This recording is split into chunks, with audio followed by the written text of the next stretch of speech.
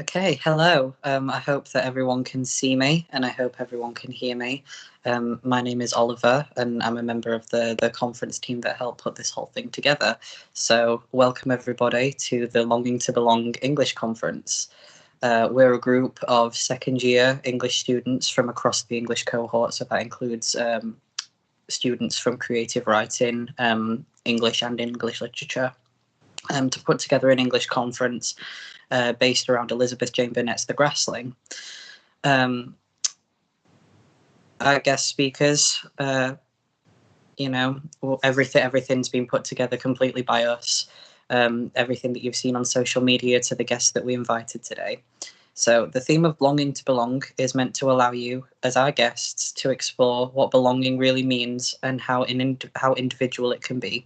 We want you all to leave here considering your place in the world and the importance of it and how it can change over time. Hence why we've focused so much on diaspora and the theme of fitting in where you feel like you shouldn't belong. I'd like to say that you should all have something to write with, especially for Eve's section, which is next. She'd like you to all have something to write with so that you can participate. Make sure that you're following the Twitter hashtag, especially for Eve's segment, because we'll need you to post your workshop material on Twitter using the hashtag Longing to Belong, so that we can read your responses. So with us today we have Eve Makis, a lecturer in English at our university, Nottingham Trent, who'll be speaking about her book Eat, Drink and Be Married and doing a little workshop based around that. We also have Panya Banjoko, a Nottingham-based poet and PhD researcher at NTU. She'll be reading poetry from her book Some Things and taking questions about the poems. And lastly, we have Helen Cousins, a lecturer at Newman University in Birmingham, who'll be discussing The Grassling by Elizabeth Jane Burnett. Helen wrote an essay about The Grassling, and she worked closely alongside Elizabeth Jane at Newman University. We also have a couple of pre-recorded panels for you from our journal team and our conference team, answering questions about what belonging means to us and also reading out essays that we've written about various texts. So I hope that you enjoy yourself today and get as much out of it as you can. And there'll be a 5-minute changeover, and then we'll begin with Eve Makis.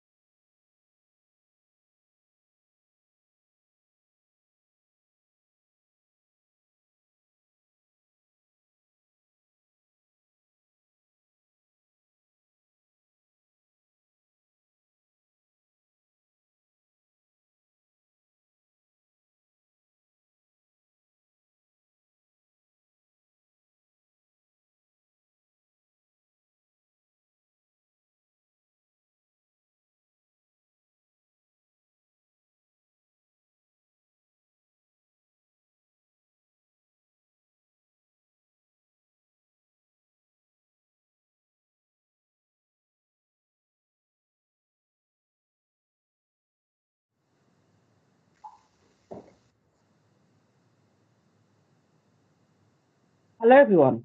Sorry for the delay there. I am Lucy Galton, and I'll be chairing this event, which is planned to last for about an hour, so about until 10:45, 10:50. Thank you all for joining us here today.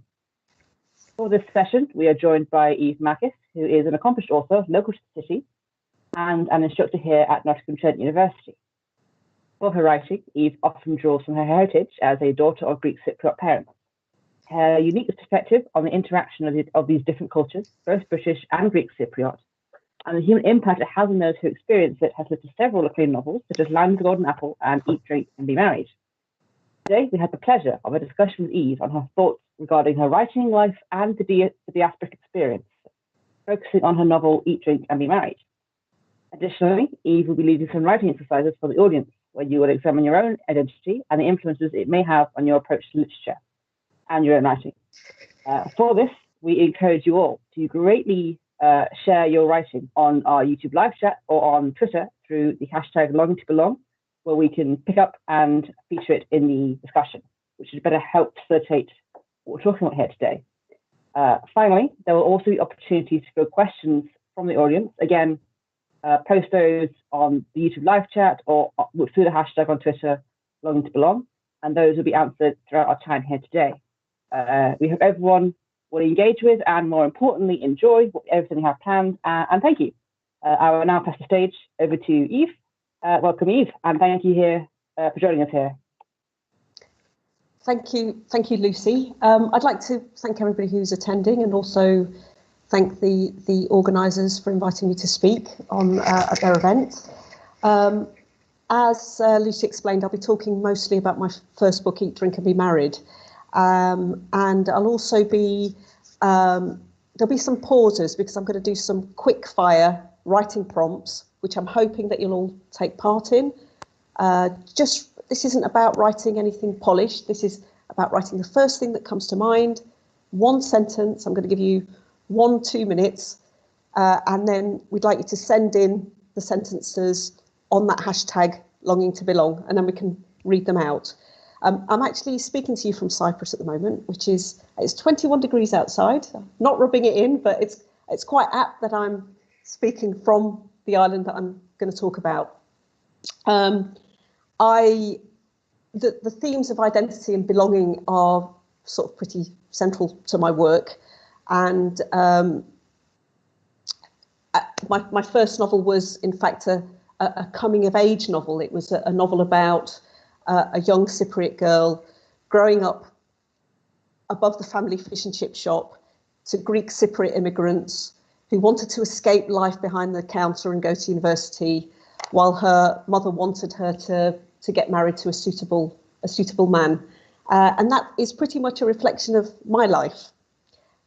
It wasn't a book that was highly structured when I began writing. It was a book that evolved over 4 years quite organically. And although I didn't have a clear idea of the plot, I knew what themes and ideas I wanted to explore in the novel.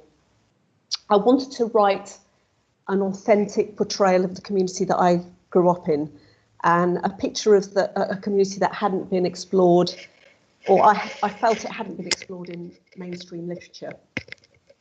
And I did this largely by drawing on my own experience. So, as I said, I grew up above my family fish and chip shop, and when I was young, I was part of a small, it's getting much larger now, but a small Cypriot community in Nottingham, and I had a doctorate in being an oppressed Greek female. So I sort of knew the subject. I knew the subject I was writing about, and I think that in the book, I tried to portray the frustrations that I felt as a teenager who wanted to break free from tradition, from the yoke of tradition. So I'm gonna read the first part of the novel from the first pages. If you just give me a minute to bring it up.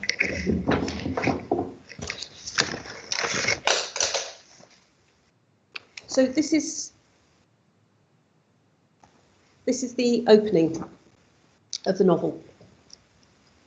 Beyond the dingy darkness of the precinct, there is life, a life that lies tantalisingly on the fringes of my own.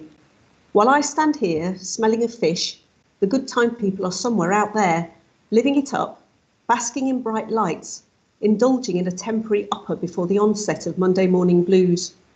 My week is topsy-turvy, peaking on a Monday, dipping at the weekend. My Saturday night is a squirt of Oda chip oil, a blue gingham overall, waiting for the stroke of midnight when I turn from pumpkin into person. I work weekends at Tony's Fish Bar. Tony's my dad. He was baptised Adonis Yodiu Baba Mikhail in a ceremony that gained him considerable notoriety. Baby Adonis yanked at the priest's facial hair as he was lowered into the font, pulled out a fistful of white beard and waved it triumphantly in the air. He smiled when they poured water over his head and lathered him in olive oil, earning himself a reputation for resilience and physical strength. These have served him well in life. Tony is the strong and silent type, believing words are cheap and should be used in moderation.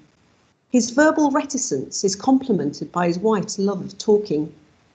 Mum took the name of her grandfather Constantine. She has a noble lineage, a long line of predecessors named after Constantine the Great.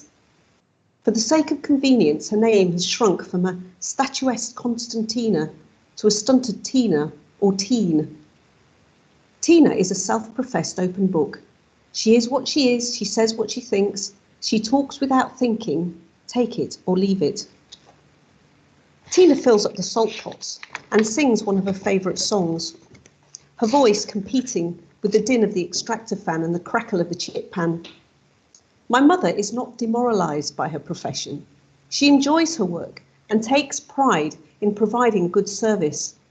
The shop is a means to an end, and the end she has in mind is a return to the Arcadian Isle, where the sun always shines and bystander apathy has not yet taken hold, where elderly parents are cared for by their children and the weather is kinder to ageing bones, where the smell of jasmine and honeysuckle float thickly in the air and mingle with the aroma of meat juices dripping on smouldering charcoal.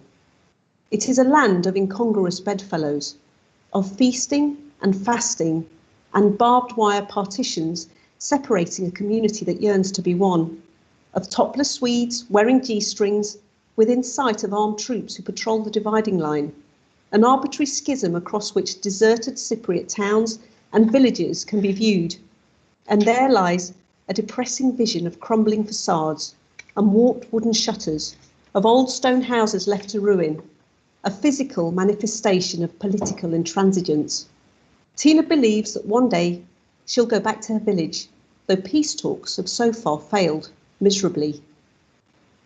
So I'm going to set you a very, very quick writing prompt now. And this is something that I know one of your organisers have already done, Daoud, but I want you to think about your name. Your first name or your surname? What does it mean to you? Do you like it? If you had the power to change your name, what would you be called? What I'd like you to do is to be specific as you can. What elevates writing is specific, not general detail. So if you don't like your name, what is it you don't like about your name? So just one sentence. I'm going to give you 1 and a bit minutes, and just write the first thing that comes to mind and using the hashtag longing to belong.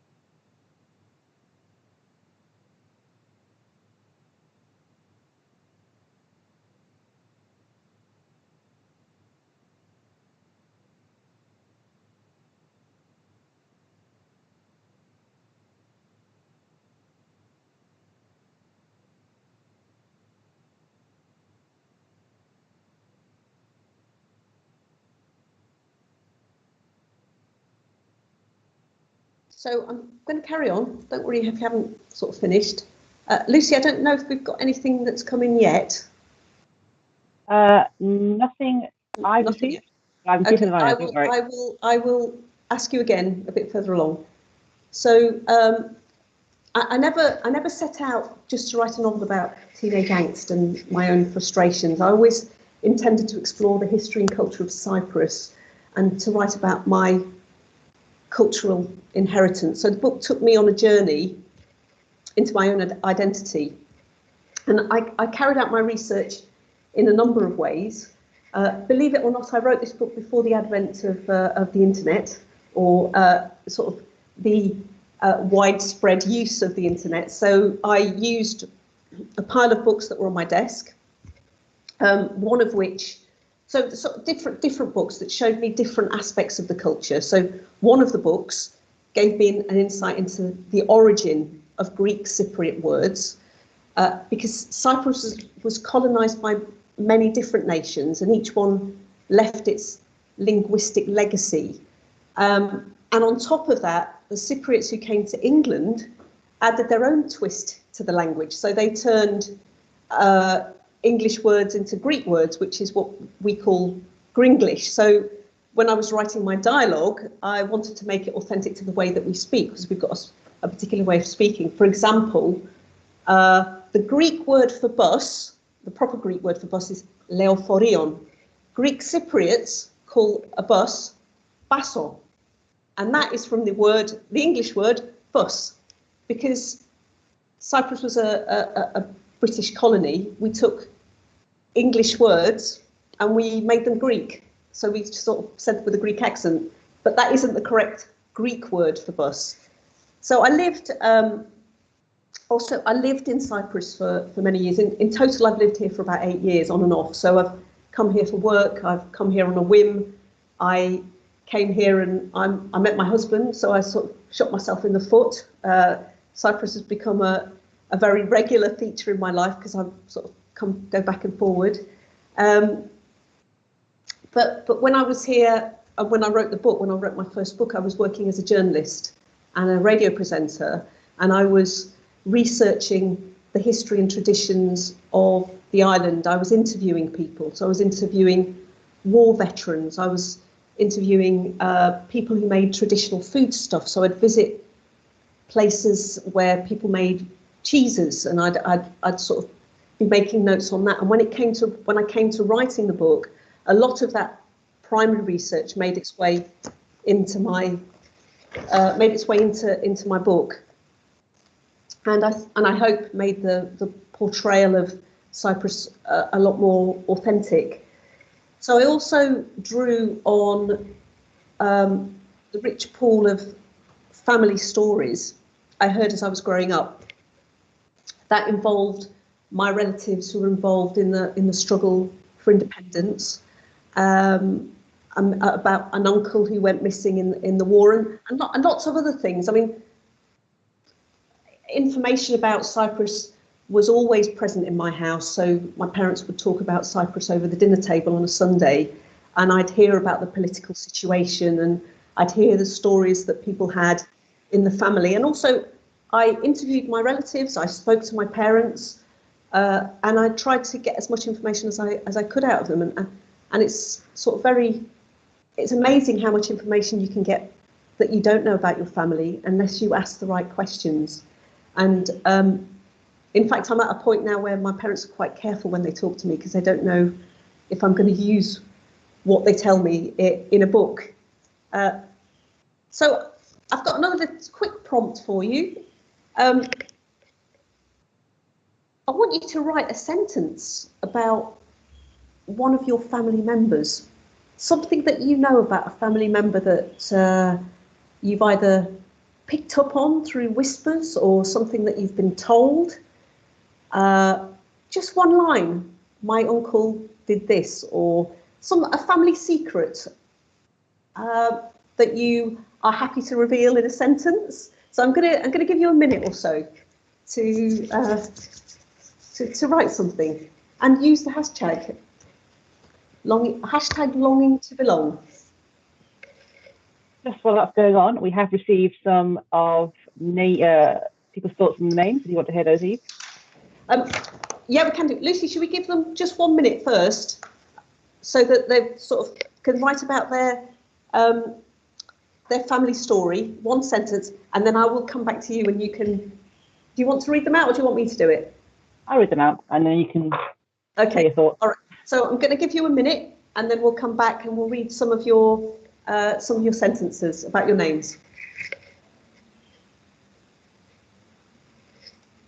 So now you're writing about a family member who's done something. Could be good, could be bad. Doesn't matter.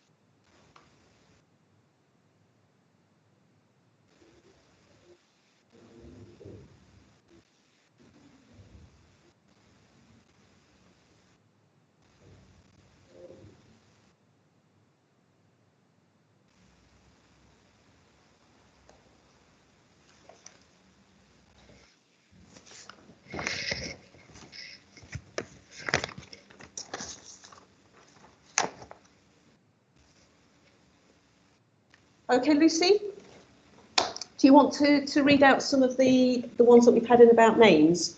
Yes, I'll pick a few. We've had quite a lot, actually, so I'll pick a few out. 3 or 4, I think. So from Jenny, I hated finding out as a 9-year-old reading through dictionaries that Jenny, spelled with a Y, was the name for a female donkey. And from then on, I avoided the Y. Yeah, I like that one. That's great. That's just great. From Isabel, we have, my name means a lot to me because it shows my family's Irish heritage. My middle name is my nan's name, Coral, which relates to how she lived by the sea. Great, thank you. And then from, 1 second, from Jake, we have everything's Jake means everything's okay. Everything Jake means, okay, yeah, Jake means everything's okay. I had to pass that for a second. I like how it has a calming saying behind it. And finally, from Oliver. Oliver says, my name means a lot to me. Being transgender, I picked my own first and middle names based on whether they would fit me. My name makes me feel comfortable, and even after years of going by Oliver, I still feel happy and accepted when people call me Oliver.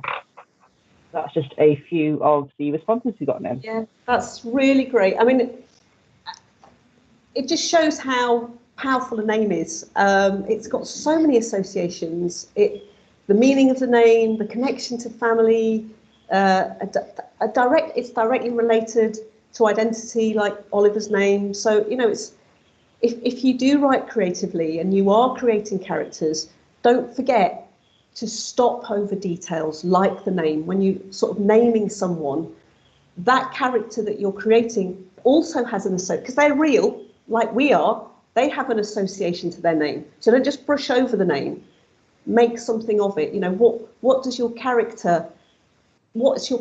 association to that name? So carrying on with the novel,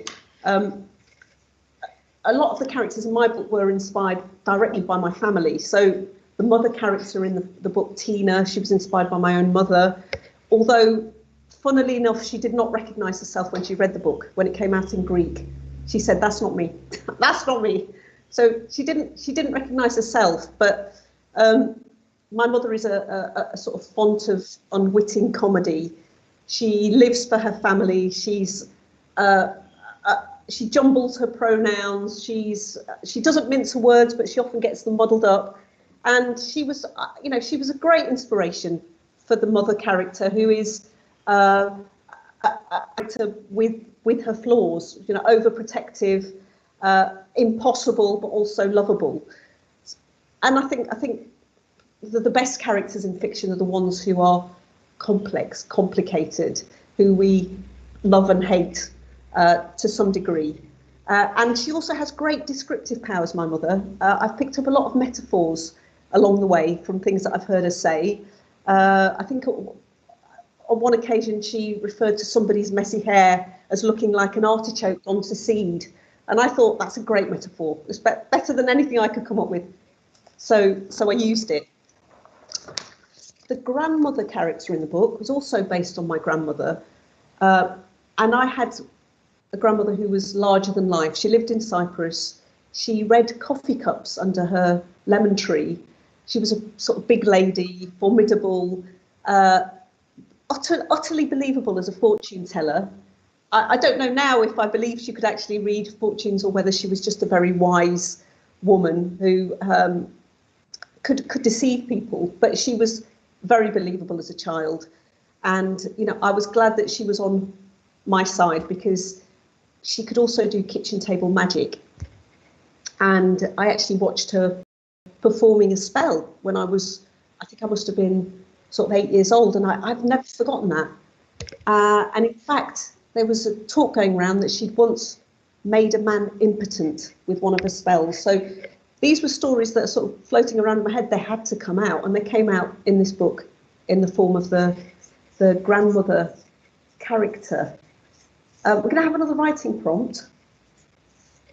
I'd like you to write a sentence about whether you or a relative of yours has any sort of special skills, interesting skills. I mean, my grandmother could read coffee cups. Maybe you've got a grandma or grandpa that could read tea leaves or something else. Have you got a relative who's got this sort of, not necessarily a power, but a gift or a skill? Could you write that in one sentence? I'm going to give you a minute, and then we're going to come back to Lucy, who's going to read out any other ones that have come in about family sort of stories or secrets.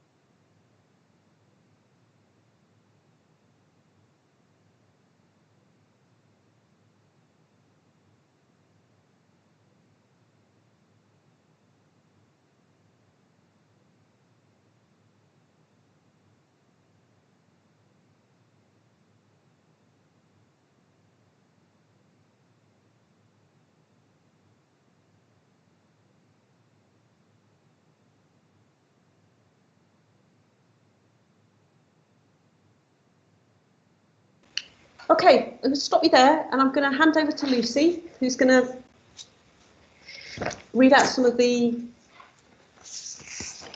sentences that you've sent in. Yep, I have 3 here for the family secrets, so I'll start with those. From Jake, we have, my parents always put their children first, and I think that's very respectable. And then from Jenny, again, we have, not exactly a secret, but my great aunt Kay was a mystery, a glamorous spinster who gave her niece exotic gifts like purple dressing gowns in the early 60s. And then on Twitter, we have from Lauren, my Christian grandma who used to ride with the bad boys, and her bright pink hair seems like a tale of long before she came, who I know her as now. And those are very interesting, very funny stories. Yeah, they're great, and you've conjured them so quickly. And I particularly like the specific detail, the purple dressing gown. It says so much, doesn't it? Sort of opulence and secrecy and glamour, and the bright pink hair, sort of somebody who's quite rebellious. So yeah, moving back to the book. The other thing that I've included in the book is a lot of references to food. So I've got recipes in the book that are traditional Cypriot recipes, the sort of foods that we ate on a Sunday, not just on a Sunday, but all week. I mean, people assume that because I lived above a fish shop that I ate chips all the time, but that wasn't the case. My mother used to cook all the time, so we used to eat sort of traditional Cypriot dishes like pastas with bechamel and taro root and black-eyed beans and lots of dishes. And I wanted to. Food's really important to Cypriots. Not only the sort of taste of the food, but also being hospitable and feeding other people. And mentioning food is much more than just creating authenticity. Food and cooking are major markers of local culture and identity, and intimately associated with cultural roots and cultural heritage. And it's the same for all of us, whether we come from a Mediterranean island or from another city or another town that has a different culinary heritage. I'm hoping that you'll all take part in this next prompt, and it's because it's about food. It's about the food that you love. I want a sentence about a dish or a meal that takes you back to childhood or takes you back to your hometown. A dish, maybe a dish that you couldn't live without. And again, be specific. So if the dish that you can't live without is spaghetti bolognese, make it spaghetti bolognese with grated parmesan and a glass of red wine. So be specific, but sort of think back to your childhood. Is there one meal that pops up into your head? And actually, it might not be a meal that you actually like, but it's a meal that reminds you of childhood. So I'm going to give you another minute now.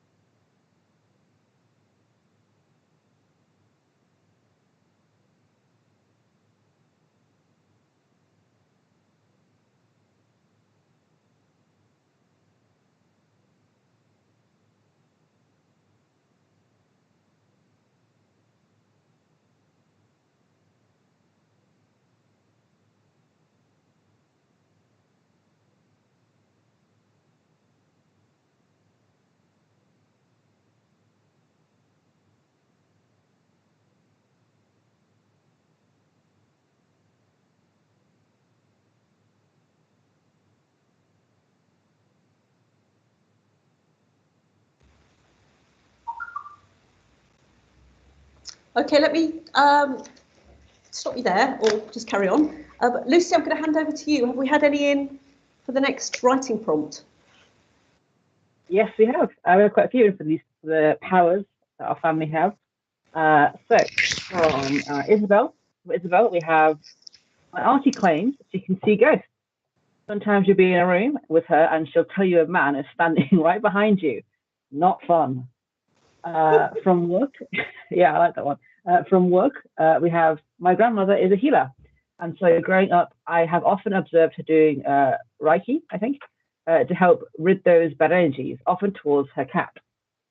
On Twitter, we have from Lauren again, my mother, the woman who can do it all, makes the house gleam and still is able to make a random concoction of delicious foods without a single recipe and raise 3 children all at once. Yeah, I think that's one that's quite relatable to a lot of people with their parents and stuff. Okay, so this is an experiment that's working out really well, as far as I'm concerned. We've got some great little stories. These are all mini stories. They're almost bits of flash fiction. And what's amazing is that lots of people have relatives with magical powers. It's not unique to my family. People who can see ghosts, you know, people who are healers, you know, even, you know, a magic mother who can do everything is, you know, it's a great little story. Thank you very much. Let's carry on. So the greatest compliment that was paid to me with regard to my book is that it became an academic paper. So somebody took my book and dissected it. Professor Petra Turney Theododou, a lecturer in post-colonial studies in Cyprus, wrote a paper on my book and also placed it on her reading list at the university. And I wanted to read some passages, because you're all university students and you're all studying literature, and you all may one day go and write a paper on a book that you admire or with themes that you want to explore. I'm going to read you some passages from her paper. I've picked out some passages, some short passages, and I'll read them to you. So in many respects, this is a typical coming-of-age novel told from the perspective of a young Greek-Cypriot woman caught in between two cultures, the one I hail from and the one I was brought up in, and can thus be read alongside first novels such as Lara by Burnett Evaristo, Anita and Me by Mira Sayal, and Every Light in the House Burning by Andrea Levy. In the light of the lively literary production by members of other immigrant communities in Britain, Cypriot voices have to date been few and far between, and it is thanks to Eve Makis that Cyprus and its specific diasporic narrative has finally been placed firmly on the literary map. As the only full-length novel describing the Cypriot diaspora experience in Britain, Eat, Drink and Be Married can almost inevitably only be received as a novel that speaks as representative of that experience. I mean, that is sort of hugely flattering that she'd even placed me beside those writers who I sort of greatly admire. But she's also pinpointed the reason that I stated earlier that I wrote the book, because I hadn't read anything that reflected my experience of growing up in the UK and my sort of cultural experience, sort of living between and among two cultures. Another passage. Eat, Drink and Be Married is a first-person narrative told from the perspective of Anna, who is dreaming of a university career while working long hours in a parent's fish and chip shop on a British council estate. This dream, Anna's dream, clashes with the dream that her mother has to see her daughter married to a good boy, meaning anyone Greek with a sensible haircut and a well-paid job. While the promiscuous lifestyle of Anna's brother, Andy, is regarded as a natural part of a young man's life before he settles down, Anna is confined to a life of subservient domesticity. So I'd like to read another passage from the book that relates directly to that paragraph. My brother has simultaneous girlfriends who inhabit the periphery of his life. I see them fleetingly like birds flying across the horizon, flitting through the back room, into or out of the potato room, climbing into the Capri at the end of the night to be driven to a club or a quiet country lane. Andy doesn't talk about his love life, and I don't ask. I know it is active and densely populated. Tina views her son's promiscuity as a natural part of a young man's life, before he settles down. The more girlfriends he has now, the less likely he is to stray in future, and the better husband he will be for the dark-eyed daughter-in-law who inhabits her dreams. Tina chooses to ignore Andy's predilection for blonde hair and blue eyes. She is convinced he will return to the fold, even though events close to home should have taught her not to count her chickens. Andy has failed to nip Tina's dreams in the bud, allowing them to flourish, branch out, and cast a shadow over both of us. The Anna dream and Anna's dreams share little common ground. The Anna dream would have £10 notes trailing the hem of a bulbous wedding dress, followed by a life of simple domesticity. I dream of escaping the shop, breaking the mould, absconding to a place of higher education. The odds are stacked against me. The shop saps my energy, swallows up my time and provides no food for thought. Moreover, Tina has threatened to jump off Streatley Bridge if I leave home to study.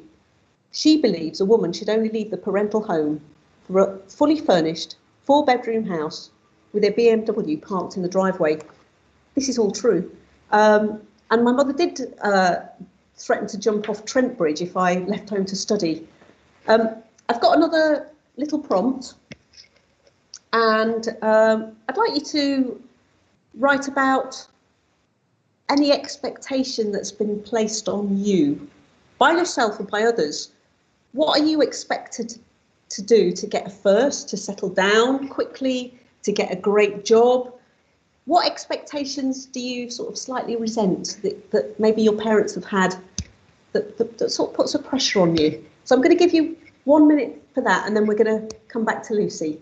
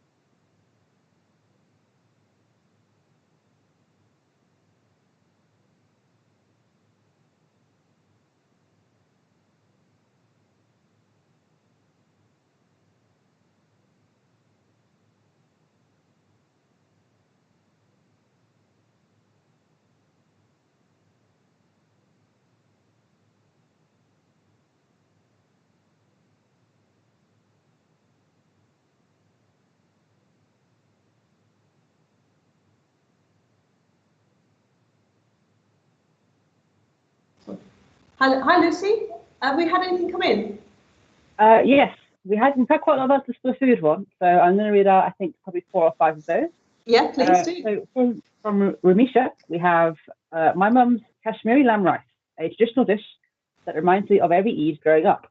Just thinking about it brings back the smell, and I associate that smell with Eid Day now too, and I always will.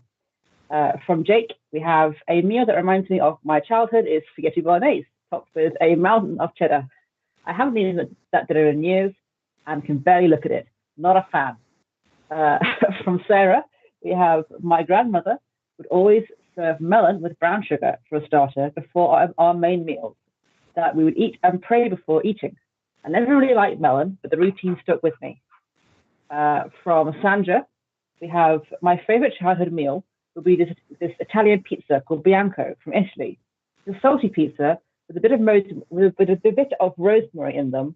Really nice. I grew up there and we would have them to celebrate. And finally, from Jenny, my mum was a wonderful cook, but was ill for a couple of years with cancer. So my clearest childhood memory of food is making depressing frozen French bread pizza. She always insisted we eat with peas. That's great. Again, there's so much great specific detail in those sentences, and foods associated with ceremonies and foods associated with difficult experiences, foods that sort of trigger memories, or even the thought of foods takes you back to memories, good and bad. I love the idea of the melon with brown sugar. And if you were writing a scene where your character was eating something, again, draw on your own experience, because that sort of specific detail, melon with sugar, is probably not something you could imagine or something that you would naturally pair. So if you write creatively, use your own experience to make your writing more specific, to make things stand out, to make your characters more unique. So I'm going to carry on with Petra's paper on the book. As in most returnee narratives, Anna's return journey to Cyprus is characterised by ambivalent feelings. On the one hand, she experiences the beauties of her native island intensely, as in a childhood memory of a holiday spent on the island. On the other, she's also painfully aware of her difference when she describes the rejection and exclusion that she, as a Charlie, the nickname for English Cypriots, is subjected to by the local population. So there's a second part to this, but something that I did feel when I used to come on holiday with my parents to what was supposed to be my homeland was I felt different. I felt I didn't belong. And I'll just read a very short section from the book. I don't feel at one with the country that purports to be my own. I feel like an outsider, an interloper, an unwelcome guest. An undercurrent of animosity exists between the indigenous population and those who left for foreign shores, between them and us. But then another observation that I made, and I felt that it was important to include in the book, because I think you've got to sort of try and see things from every angle, which Petra's picked up on in this paragraph. This interplay of belonging and difference, with the sense of difference outweighing the feeling of sameness, operates within diasporic subjects, resulting in their split or hybrid identity, which then determines the perception and representation of the people and the place they return to. Even though Anna is quite caustic about local nepotism, she is equally critical of the snobbishness and the superior attitude of the nouveau riche equipped with imperial eyes. So this section that I'm going to read from the book is about my observation of how English Cypriots returning to Cyprus behaved. So when I look at us from afar, I want to cringe at the conspicuousness of the parental generation and the hybrids they have raised. We visit our country and extol the virtues of England. We are Greek when it suits us and English when it doesn't. We flash our money and walk with our pseudo-European noses in the air. We gatecrash a house that we abandoned long ago and behave like we own the place, boasting of our riches, when riches are all we have to show. So there was this thing about going to Cyprus and behaving like we were somehow better, richer, more refined. And it wasn't true, because most of the Cypriots who went back spent their whole time working in a chip shop, dreaming of going back to their homeland and saving money to splash when they went on holiday. I'm going to ask one more. I've got a couple more prompts, but we'll see how we get on with time. We're sort of running out. Where do you call home? Where is home for you? Now, home can be a place, or it could be a people, a set of people, or it can be a person. Where is home? And I want you to start this sentence with home is, or however you want. So where is home? Just while we're waiting for those to be written, I do have a question from the audience, if you don't mind. Oh, yeah. They just want to know where they can buy your books. Oh, lots of places. I mean, you can buy it on. I don't really want to advertise Amazon, but it's on Amazon, and it was published many years ago. So you could probably order from a bookshop as well if you wanted to, but you'd have to order it. Okay.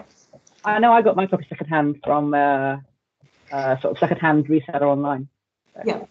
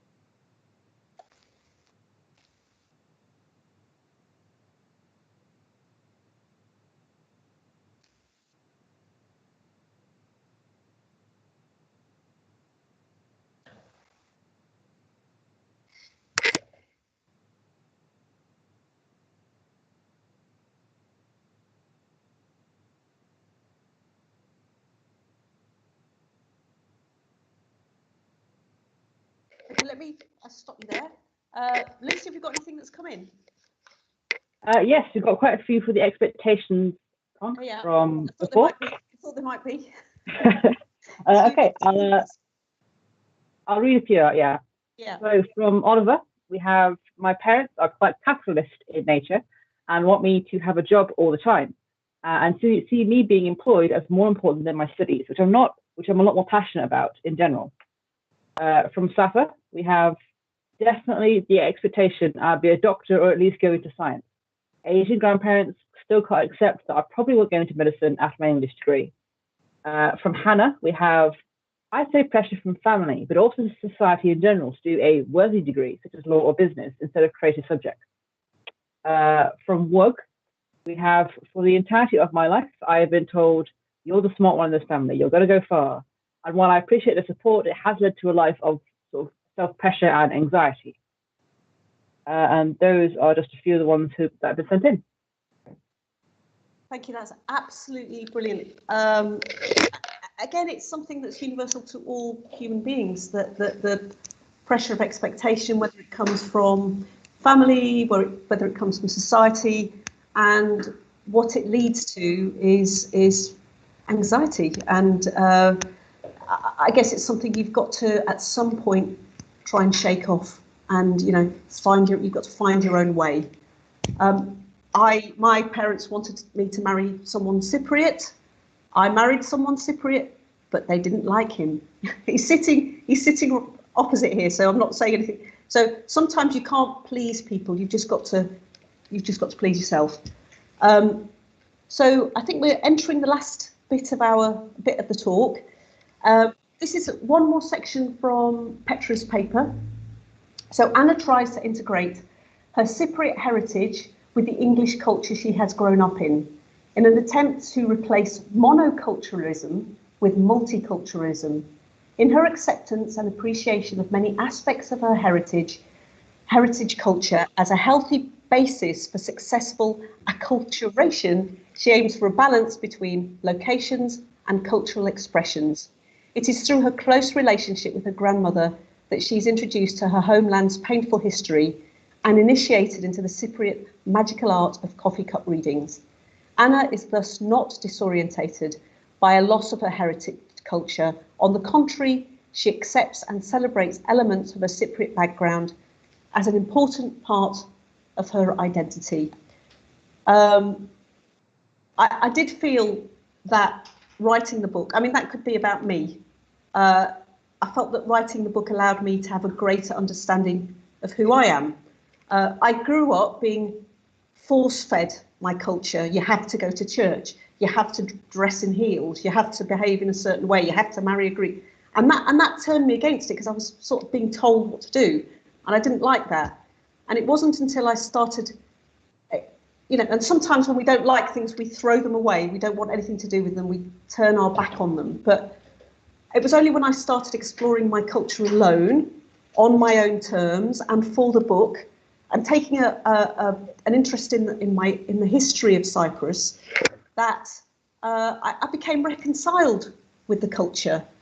I didn't feel it was a backward step to be Cypriot. I felt it made me who I was. I felt comfortable in both countries. So at this point in time, and at this point in my life, I feel that I am who I am.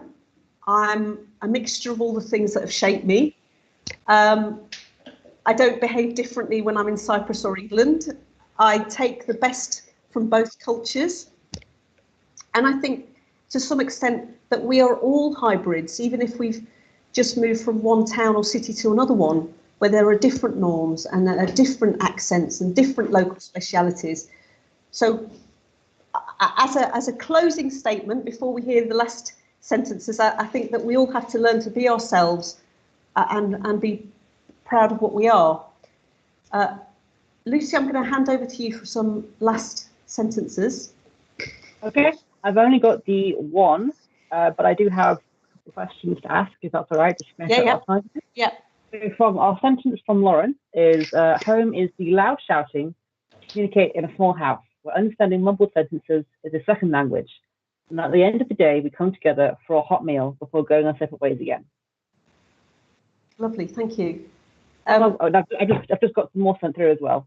Okay, yeah. Last minute. Okay, just a couple more then. From Sophie, we have home is with my big old dog Betty. And from Nick, we have home is where the heart is. A tired but truthful phrase. With my friends, having a laugh as we walk through nature. Lovely, thank you. I think we've got a couple more minutes. You said you've got a question. Yeah, I think just the one. Find it.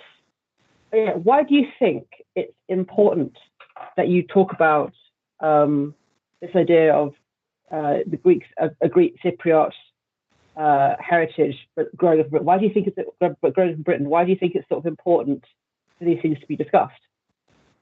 Because it's part of British cultural, the makeup of British culture. It's something that you know, we all live together, and we need to sort of try and understand each other.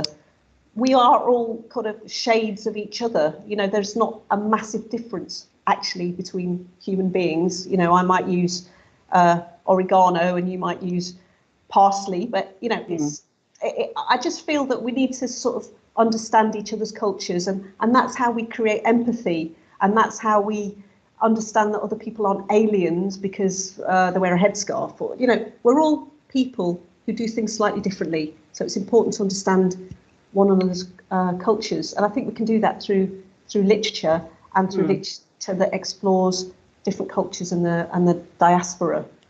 Yeah, thank you very much for the answer. I think that's a very poignant point to sort of end our discussion here today. Yeah, thank you very much, Eve, for everything, for coming in today. Thank you, Lucy, and thank you for everyone for taking part and being so open to sharing aspects of your life with me. Thank you very much. We've had a great response from everyone, and it's been great reading everyone's answers. Just so everyone's aware, the next event in our conference today is the journal panel, which will consist of 3 NTU students discussing the theme of belonging. This panel will be chaired by Daoud Hiddig, and the team will be asked questions based on their chosen text: Americana, The Secret History, and Lot. This event is going to happen at 11 a.m, so we have about a 15-minute break. and we hope to see you there as well very soon. And thank you.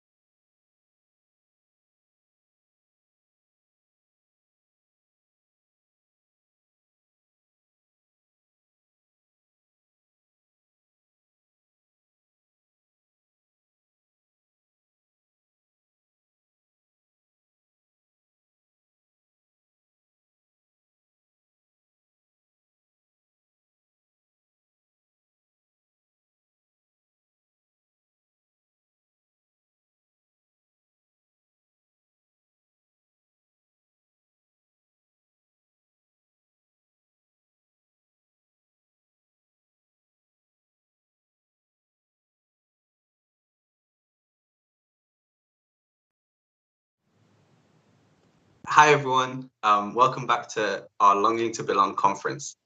Today we are lucky to be joined by members of our journal team. Today we have Hannah Watson, we have Tabitha Gresti and Eve Kilford. Thank you for tuning back in. Our three students are NTU students. We are second year English students, and they've undertaken some research into the theme of belonging in relation to the following three texts: The Secret History by Donna Tartt, Americana by Chimamanda Ngozi Adichie, and Lot by Brian Washington. Now, I'd like to ask you guys to summarize briefly why you chose the text that you chose, and kind of give myself and the audience a brief summary of the text. We'll start off with Hannah Watson.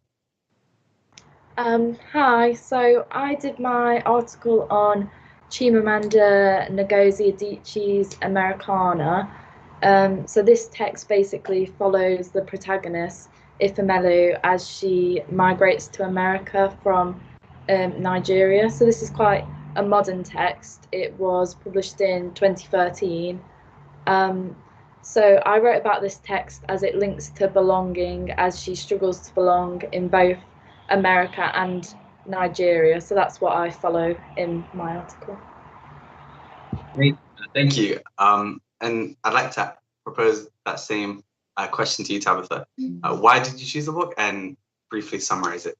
Thank you.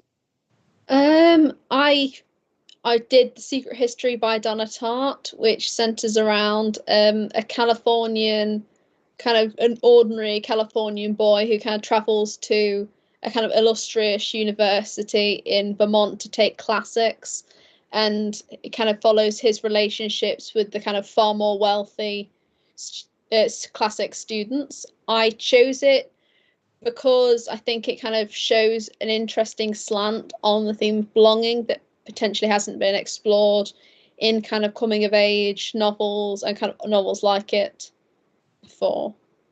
I can't wait to find out more about that. That sounds very interesting. And Eve, finally, the same for you. So my article centers around how sexuality links with belonging, and particularly it raises the question on how LGBT youth of colour are represented in media. And so I used Brian Washington's book Lot as a representation which I believe is one of the most truthful and accurate that I've seen to date. And I centered my article on how Brian Washington represents LGBT youth of colour and how other texts also do. Wow, that's amazing. I feel like you've all chosen three very different texts, so I'm very excited to hear more about all three of them.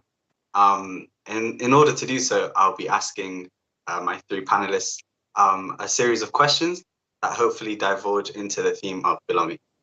So beginning with you, Hannah. So how does the title of the conference, Longing to Belong, relate to your chosen text? So I think it links because my text is a lot about immigration, and as she moves to America, we see how she struggles to belong there, but then when she returns to Nigeria, how she struggles to belong there as well. And it's quite interesting because a lot of critics has described the novel as a Bildungsroman, so it's like a story of personal growth. And it's interesting that she comes to like accept her like cultural identity throughout the text. Wow, that's really, I love it. I love the term Bildungsroman, and seeing like an African writer explore that is very fascinating. Tabitha, what was it about belonging that you hope to convey in this article? Within my article, I kind of wanted to convey that belonging's not always a good thing, and kind of it's not the kind of with kind of the rise of media, and I think kind of the rise of teenage culture, and that we're kind of it's drilled into us that kind of belonging is something we should aspire to do and kind of to fit in. And I feel like it's in a lot of people's minds. But what I wanted to show through my article and using The Secret History was to kind of show why the potential effects long term, but also like in the short term on kind of like mental health and appearances and that sort of thing. That is very interesting. I feel like you're kind of taking maybe the not necessarily pessimistic, but just you've got the optimistic approach, and then there's obviously you have to have the balance of maybe the negative sides of wanting to belong. And so yeah, I really appreciate you providing that fresh kind of perspective. Eve, why did you decide to take this particular focus when writing your article? So when thinking about longing to belong personally as part of the LGBT community, sexuality was immediately apparent as part of that for me. And I was particularly inspired by Brian Washington's book and the short stories in it, because I think it was very interesting that he focused on the lives and narratives of LGBT youth of colour in particular as a highly underrepresented community. And I was really interested in exploring that and exploring the representation of both LGBT people and people of colour and the interlinking between them in different forms of media. So that is amazing. Thank you for that. Hannah, what would you say is the message in the novel that links to belonging specifically? So I think that in this text it's got quite a nostalgic feel, like she belongs more to her home country, which is quite interesting and kind of revolutionary in a text like this, because a lot of texts that show like immigration from especially like Africa to like more westernized countries do represent like a romanticized view of countries like Britain and America as like them going there and finding everything that they want, which so it kind of shows the opposite side of that and kind of respects people's home countries more and doesn't just romanticize the places that they've emigrated to. So yeah. Oh yeah, that is such a honestly, that's like a thing that I love like exploring and looking into. It makes me think of a recent Netflix film called His House. I don't know if anyone's watched it, but I highly recommend. But it's kind of exploring how when you come to a new country, you can still have trauma in your past country that kind of still follows you into a new country. And they were kind of an asylum seeker family, and they had a lot of past trauma in their old countries. And sometimes if those traumas are not addressed, it can kind of not let you escape and lead a new life.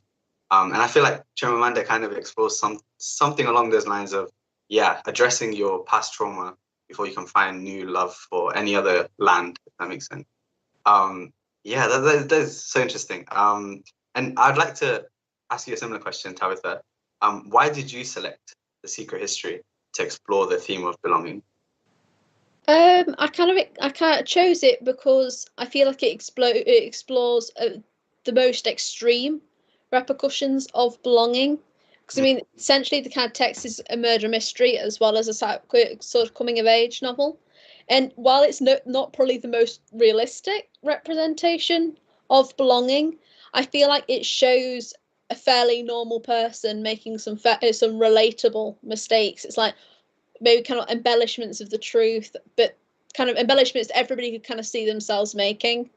Yes. But over time, this kind of starts to build up and kind of have some, I'm not going to spoil it, but kind of have some quite disastrous consequences. And it brings in lots of different types. It's got some kind of LGBT themes in it. It's also got some gender-based themes, class themes, and kind of some elements that kind of could apply to probably everybody to an extent. Yeah, and I feel like you're touching upon the fact that the theme of belonging, I think that's why we chose it for the conference. It has some like a myriad of like layers, and you can't just attach it to a certain trope or notion. I feel like it encompasses all different identities and all parts of our identity, and it can unify us. And I think what you're kind of implying is that the way the writer presents belonging is kind of in a more fractured way, and maybe sometimes belonging isn't something that we should all aspire to or try and achieve to feel belonging. Like, again, as I said before, I love that you're kind of counteracting the optimism that is usually attached to belonging. So Eve, I'd like to ask you, so you use Brian Washington's Lot as an example of LGBT youth of color representation in media, quite an overlooked topic. Can you briefly expand on this representation in the book and its importance? Yep, so Lot is a set of interlinked short stories set around the same neighborhood, and it focuses on the lives and narratives of LGBT youth of color in particular. They're the protagonists and the narrators throughout the stories. And some of the stories stand individually, but the vast majority of the stories center around one narrator who comes from a mixed Mexican and Black family. Yeah. And his narrative follows him coming to terms with his homosexuality as he grows up from a preteen to an adult. So all of the stories in the book seek to represent LGBTs of color as individual people with individual struggles, and also as just humans going through human experiences, and not as victims of their sexualities or their races. Wow, that you make me want to read the book, because I feel like I'm always looking for nuanced representations of different kinds of people. Just because I feel like media can present people of color as like a monolith. Even the term like people of color, I sometimes find it could be problematic, because even under that, you're grouping so many different races into one, and like it basically teeters on the line of like inclusivity and basically exclusion. So thank you for raising that, actually. Hannah, I would like to ask you, what is the significance of the main character of your text, Ifemelu, returning to Nigeria after migrating to the US? Yeah, so I touched on this a bit in the last question, but it's important because it like challenges the stereotype of people like immigrating and finding like a perfect life. For example, in this text, it's set in America. So in many texts, it's like the American dream, finding the perfect life in America. And in the book itself, people are shocked when the main character decides to move back to her home country. So I think that Chimamanda was trying to like challenge these people, not just the people showing us the people in the text, but challenging the readers about their own views about what immigration means and things like that. Yes, I completely agree.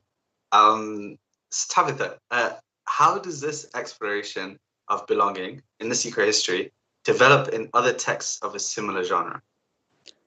I think it kind of develops on it, because when I was kind of brainstorming for the article, the word I kept coming back to in relation to belonging was conformity, which I feel like comes up a lot in kind of coming of age texts, because a lot of it, it's like, oh, I don't belong in this group, and of course it's always like a journey of trying not to belong, but eventually they end up belonging just in a different group. I think there needs to be a kind of realization of the fact that you don't always need other people to sort of define who you are. You don't need to define yourself in relation to other people. Yes. And I feel like, especially for anybody who's kind of like any sort of oppressed group and that sort of thing, like from a gender, class, LGBT perspective, and that you're always sort of, while trying to be coming back onto the inclusivity point, it's always like putting you in relation to almost the oppressor in a way of kind of oh, I'm not straight, so it's like you're making them another, and trying to sort of belong in that, you're always automatically sort of going against your nature in a way that's like it's not going to come naturally to you. If you can't fit in, it's like you've got to look at why, and if it's actually like supposed to be, or whether it's actually like to your detriment. Absolutely. And that's so important, because I feel like sometimes it's exactly what you said. Sometimes you don't belong in certain places for a certain reason. And also there can be beauty in belonging in your own, I don't know, for example, culture, and not belonging in someone else's. But then I think where the issue lies is when certain cultures kind of sever the relations and don't kind of communicate those differences. That's when, yeah, it can get a bit, that's when I feel like difference breeds kind of ignorance, or I wouldn't say evil, but sometimes it can be to the worst extremes. It can have that effect. So now, okay, I'd pass this to you, Eve. Did you kind of find any personal relations or experience tied to the book Lot when you're writing your article? Although I obviously couldn't provide personal experience for all aspects of my focus and all aspects of relating to Lot, Yeah. my experience as part of the LGBT community did feed into my article. Where I was researching the representations of LGBT youth in media, I related to that particularly well. And personally, I feel particularly underrepresented in media as someone who identifies as bisexual. And most of the representation that I've personally seen has either been mocking or stereotypical of bisexual people. And many representations of LGBT people in general are either not completely truthful to life and therefore feel like misrepresentations, or they're stereotypical, often because they're created and presented by heterosexual people. And that can be incredibly frustrating. So that personal experience not only fed into my research about LGBT people, but it gave me sympathy for other underrepresented communities, because I recognize how frustrating misrepresentations in media can be. Yeah. Thank you for bringing that up and sharing that, because honestly, it's so true. All representation isn't good representation. Sometimes it's better off that you don't try and represent certain groups if you're not knowledgeable about it, because it can be harmful. So yeah, that's very worthwhile bringing up. So thank you for that. Okay, Hannah, back to you. In your article, you speak of the romantic subplot of your text. I think that's kind of the driving force of the novel, between Ifemelu and Obinzi. Does this add to the text, or would you say it perhaps takes away from the more important issues at the heart of the text? For example, discussions around the racial hierarchy in America. Yeah, so I think some people would argue that like the sort of subplot, even though it's kind of the main plot of the romance in the text, can kind of take away from the important issues like the racial hierarchy in America. But the protagonist, Ifemelu, her relationships sort of feed into her identity and how she feels that she belongs. So when she's in America and she has a white boyfriend, she starts to discover the problems in interracial relationships and how that is different to her other relationships, and how that is in America, for example, which is like quite a racist country. Yeah. And especially with her and Obinzi, which is her high school boyfriend, who she sort of reunites with at the end of the text, is quite important to link with belonging, because she feels that she actually belongs with him, maybe not in a place, but actually with him. So yeah, it's quite interesting. Yeah, no, like 100%. And I feel like also the reason why I loved Americana so much was Adichie was kind of showing a Black woman being tender, wanting to love, being soft, and that is very rare in literature. And I guess it took an African woman to kind of present another African woman in such a manner. And yeah, I think that's also something worth looking at, like the significance of nuanced representation. Kind of coming back to Eve's point. Tabitha, I'd like to ask you, how is your research relevant to modern day research?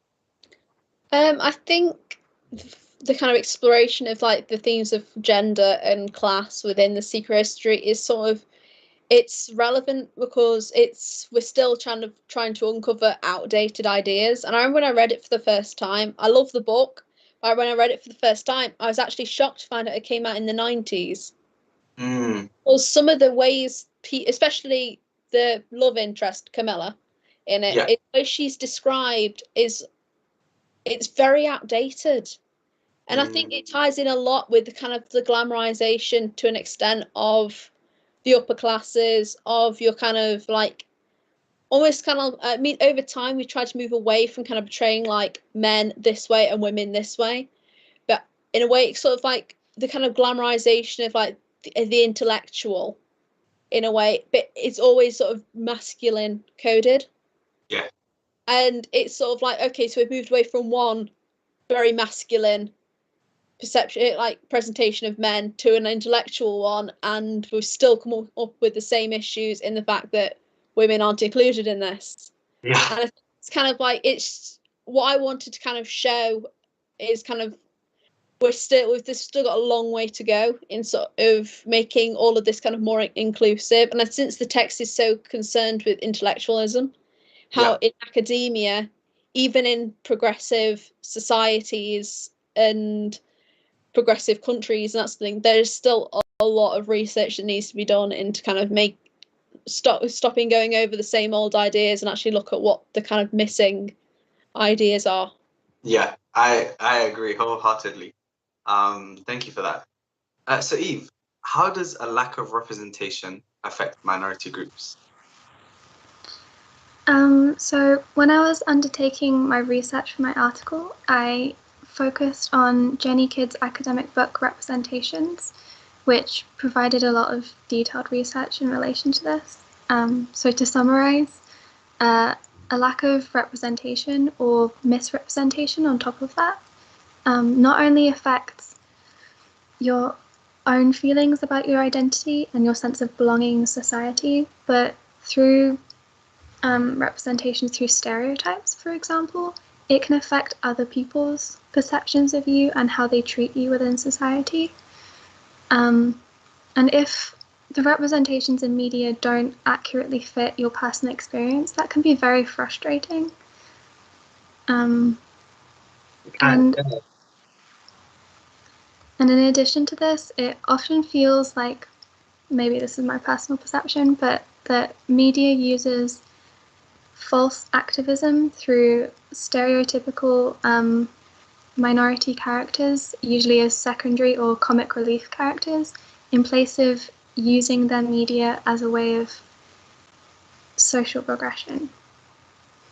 Wow, you're dropping bars. That is like, I love that you brought up performative like activism or tokenism, because it can be so like infuriating, especially when you're part of the group that they're trying to quote unquote represent, and you're just like, that's nothing like the way we live or how we act. So I think I agree. Your inclusion of, sorry, could you remind me of the academic you referred to? Jenny Kidd. Yeah, Jenny Kidd. Like, I think that is reading that I'm going to undertake myself. Hannah, I'd like to propose to you the question of you kind of looked at In Americana and saw that there is a clear difference between American and UK diaspora experience, or the American and the UK diaspora experience. Why do you think Adichie included this? Well, I think it's important because I think a lot of people in the UK don't think that there's like racism or xenophobia. A lot of people think that the UK is a lot like safer and better than America, and she's bringing up that there's struggle in both of these places for people who might not feel like they belong there. Yeah, I think it's important to bring up both places because I think it does speak to both audiences, like you have British people reading it and American people reading it, they can see sort of maybe flaws in themselves, prejudices that they didn't know that they even had. Yeah, I see. I can see why a teacher would do that. Yeah, to find the parallels between the two and also the differences. Tabitha, this question again is to do with your article. Within your article, you discuss notions of class and gender as obstacles to belonging. Why do you think those two obstacles are linked? I think they're kind of linked, to use a buzzword that's kind of quite common, kind of the theme of intersectionality. As one group, so for example, if you're working class, your lots are all going to be like worse than someone who's middle class. If you're working class and female, it's going to be even worse still. Yeah. Generally, using a kind of generalization, but within the text, you've got a rich girl. Yeah. And you've also got a kind of working class boy. So obviously, kind of like I think there's a presumption in media and that sort of thing that if somebody's kind of in an oppressed group, the struggles are almost quite similar. Like in The Secret History, in that the issue for the girl comes across as the fact that there is no place for her, and for the boy it's very similar, but it's easier for him to kind of cover it up, and as he does throughout the text, lie about it, whereas for her obviously it's kind of quite, I mean, she's very obviously female, she goes cisgender female, there's nothing she can do about that, and there is no place for her. But I think the kind of the things of class and gender are linked because I think it's very difficult. I think it's almost potentially equally as difficult to sort of move past the kind of repercussions of the class you were born into. I think especially for women, and that's the thing, women kind of going into academia, and that kind of the expectations of perhaps the subjects you go into, the way you approach that, and that sort of thing, and almost the obstacles in your way are to some degree quite similar to somebody who's kind of trying to come in it for a working class angle. I feel like it's perhaps more sort of subtle for women and that sort of thing. But I think the whole thing with kind of class and gender is the fact there's still very much a kind of glass ceiling there. The text, it's very clearly that for these two people, the love interest and Richard within it, is the fact that they're not part of the group. They're implied to, they're represented as maybe being part of the group, but over time they're left out of certain things. Or she's betrayed in relation to him, he's betrayed when he's doing this, and it's subtle, but it's there. And I feel like that's something that comes up quite a lot in sort of works quite similar to in kind of coming of age novels, and also in kind of literature generally. Absolutely. Like thinking you belong, but not really quite fitting in completely.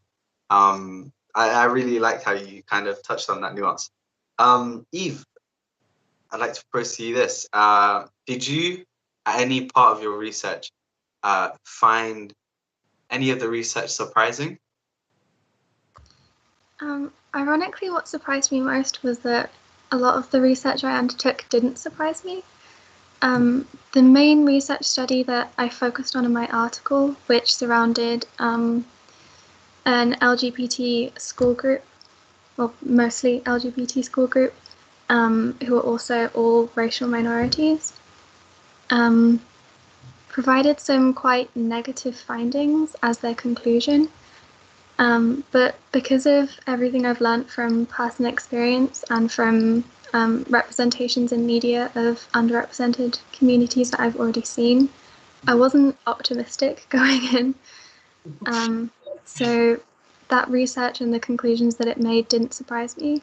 However, there was an interview with Brian Washington about his book Lot that didn't necessarily surprise me, but I found particularly enlightening, especially his view surrounding narratives which portray those that he identifies as victimized folk as fully realized characters versus those which represent victimized folks merely as victims of their own identities, which was something that really spoke to me and worded something that I'd kind of thought about, but not really like explored before.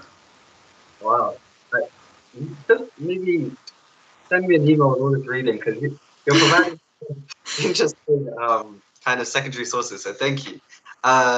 Okay. I think now it is back to Hannah. Yeah.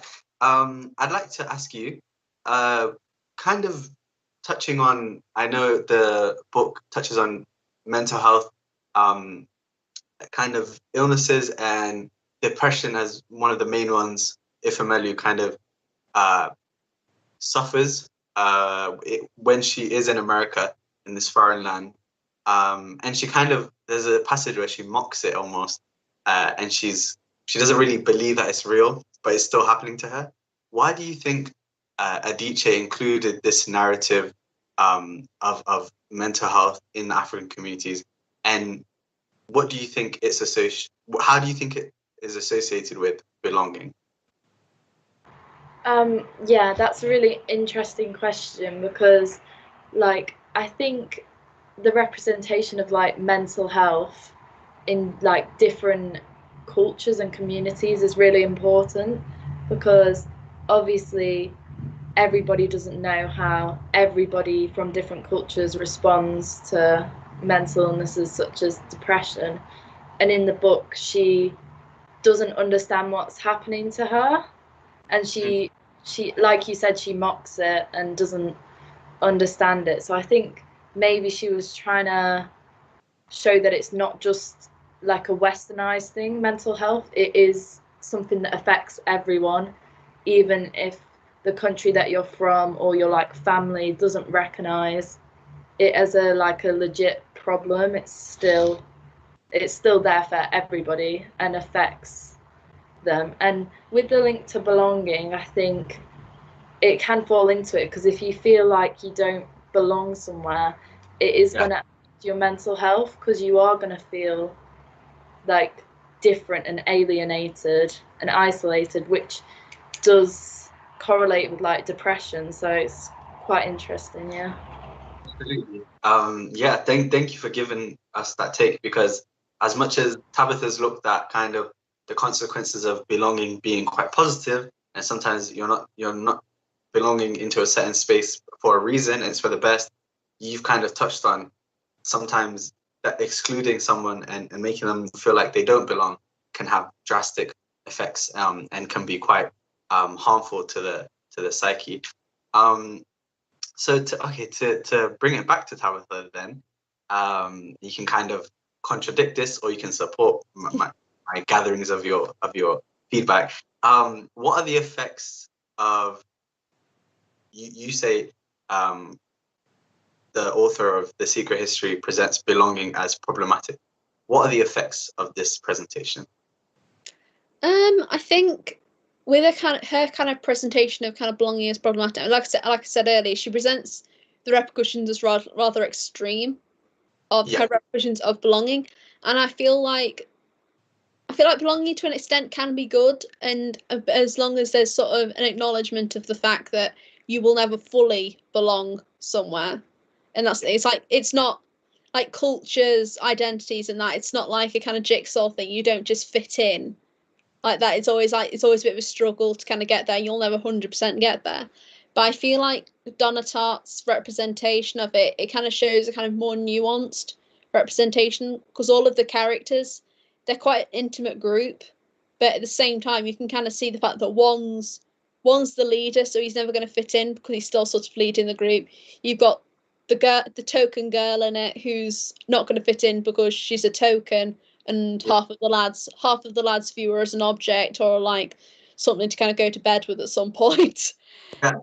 And you've obviously got the main character in it who doesn't fit in because he's like working class, and it's kind of showing that it's not as simple as just belonging. It's sort of like, once you do belong, what do you do then? Because you're not 100%. When it comes down to it, there's nobody else in the world like you. So you're never going to find somebody who's completely going to you're going to completely fit in with. Absolutely. There's always going to be odd shapes in the puzzle. You can. I love that you touched on that, because it's true. You can never fully, I guess, fit in. just got to try and make best with what you have. Okay, Eve, I'd like to ask you this. If you were to write your article again, what would you research further?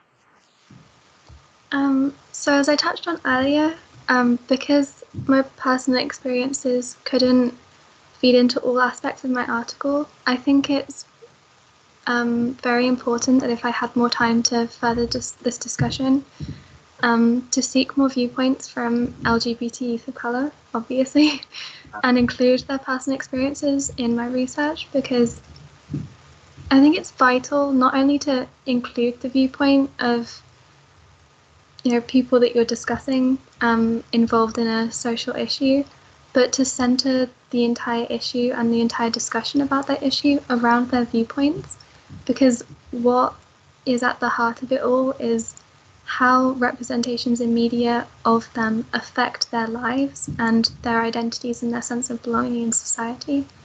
So yeah, I would be very interested in exploring their personal experiences. That is amazing, and hopefully you can get the chance to. Okay, Tabitha, I think this is my last question to you.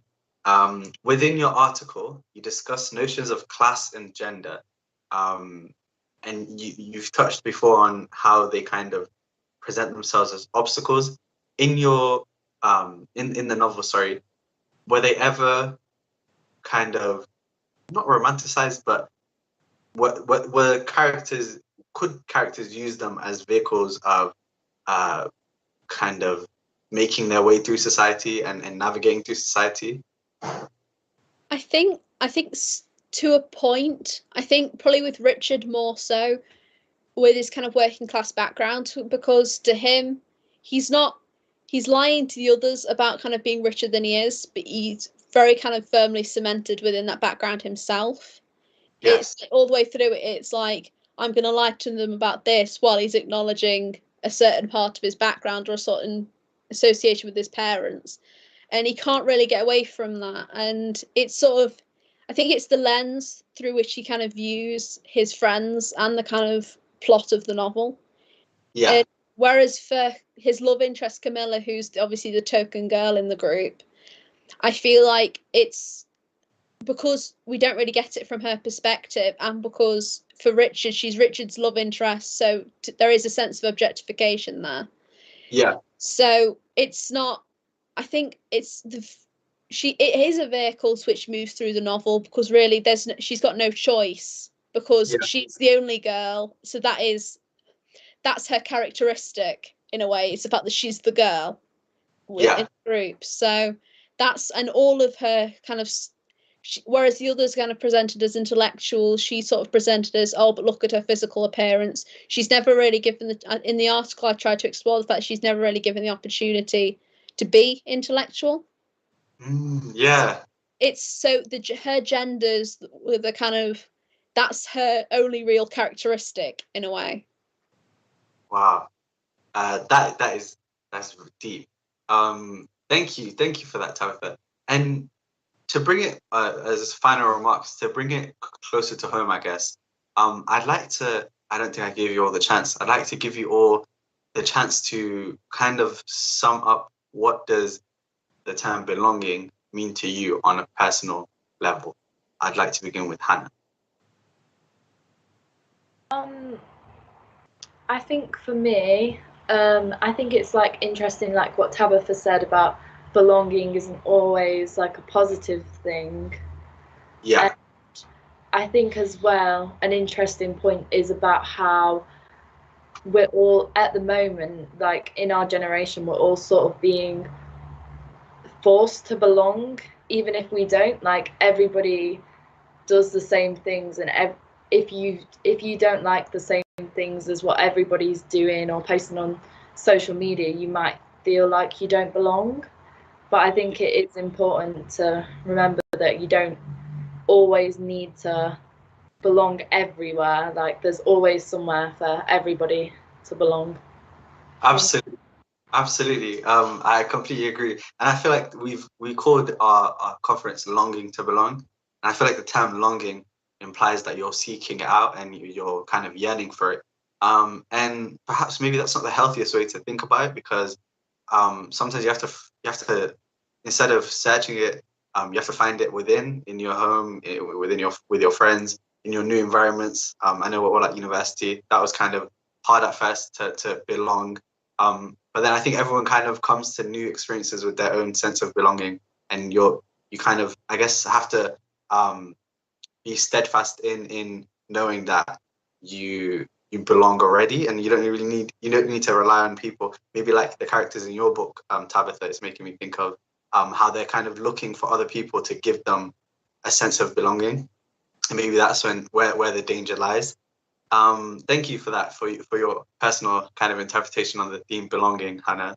I'd like to hear from Tabitha the same question. What does belonging mean to you? I think the key phrase I think of in relation to belonging is in moderation, because I mean, everybody always wants to belong to an extent, no matter how independent you are, how happy you are within yourself. I think that everybody wants to belong to an extent, which is fine, because obviously we've all got to kind of exist within society and not end up becoming hermits living in a cave somewhere.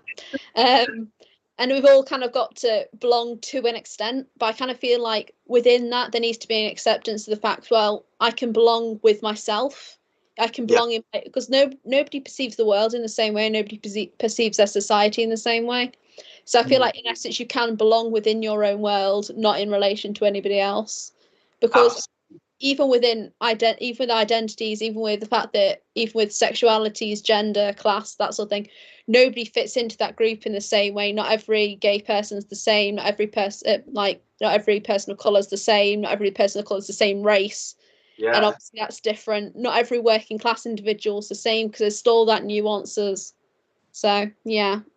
I feel like the key word of this whole discussion is nuances. Like, if only the media and all places that provide representation kind of, I don't know, thought the way, not we thought, but obviously I'm not saying that we think the best, but I feel like what everyone's bringing to the conversation is nuance, and it's so needed, for real. But Eve, I'd like to ask you finally the same question.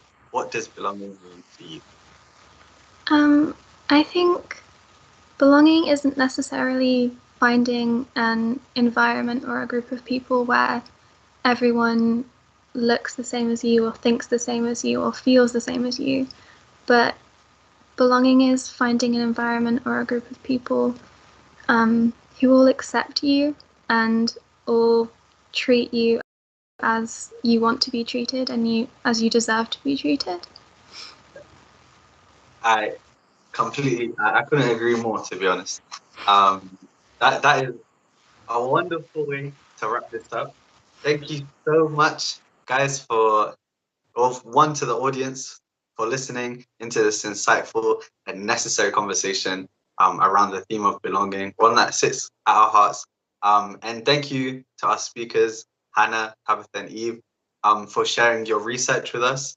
And hopefully, the audience, you have all picked up from this. I know I've learned a few new terms and a few new academics that I can go on to research more into. So now we have reached our break time. We will be on break until 12:30. During this break, please, I'd encourage you to all check out our Instagram at Longing to Belong NTU, or our Twitter page at Longing to Belong NTU, where you can find academic posters, information about our conference, and follow us to stay in touch. Also, feel free to submit your thoughts on this conversation in the YouTube live chat or on our Twitter thread by hashtagging #LongingToBelong. We'd love to hear from you, and we'd love to shout them out and read some of them out. So this would be the time where I gesture to the back of the hall and there's a coffee table, but unfortunately we're virtual. So as much as I'd want to give you some tea and coffee through the screen, I can't. Willy Wonka has not given me that access.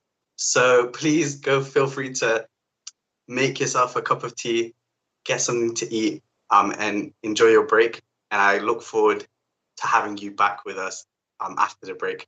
12:30 onwards, we'll have Panya giving a reading from her anthology, Some Things.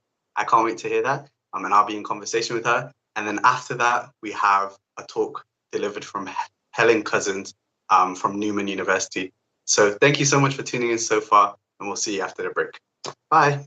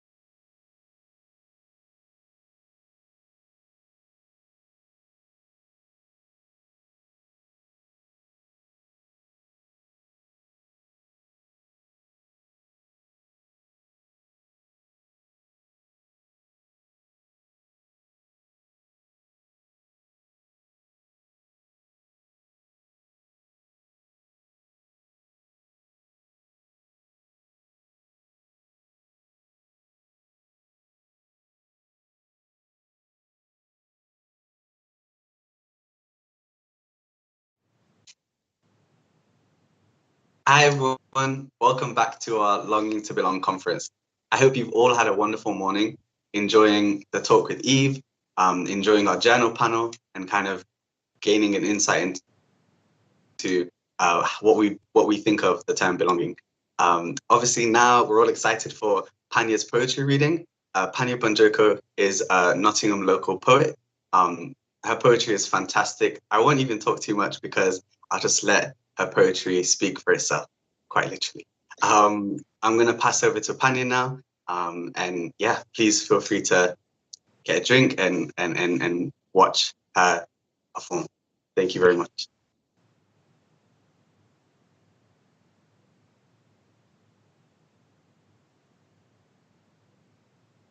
Okay, hello.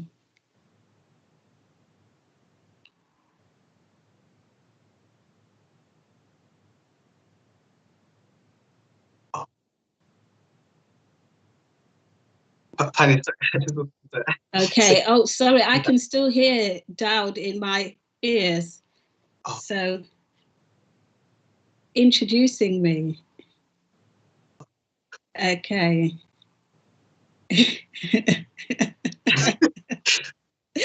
This is what the, okay. We're live. I think, okay. Is it finished now? Yes, it's finished now. So I take it that I can do some poetry. Yes. Okay, fantastic.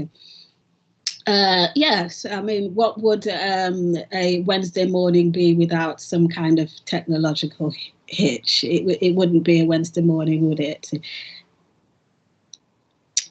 I think what I'm going to do is I'm going to remove the headphones. Introducing me. Because I have the feedback of sound coming back at me as I'm speaking. So, this is what... I'm not quite sure why that is.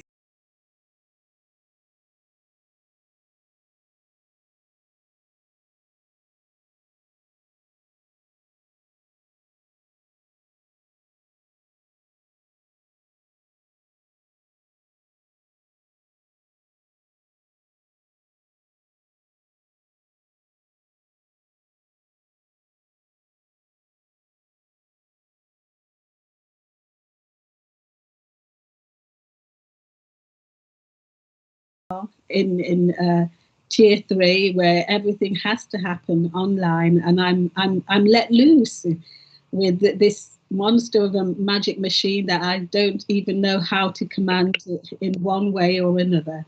So many apologies to the listeners watching an old grandma try to navigate technology very, very badly indeed. But hopefully you found it amusing, and so if nothing else today, I've put a smile on your face.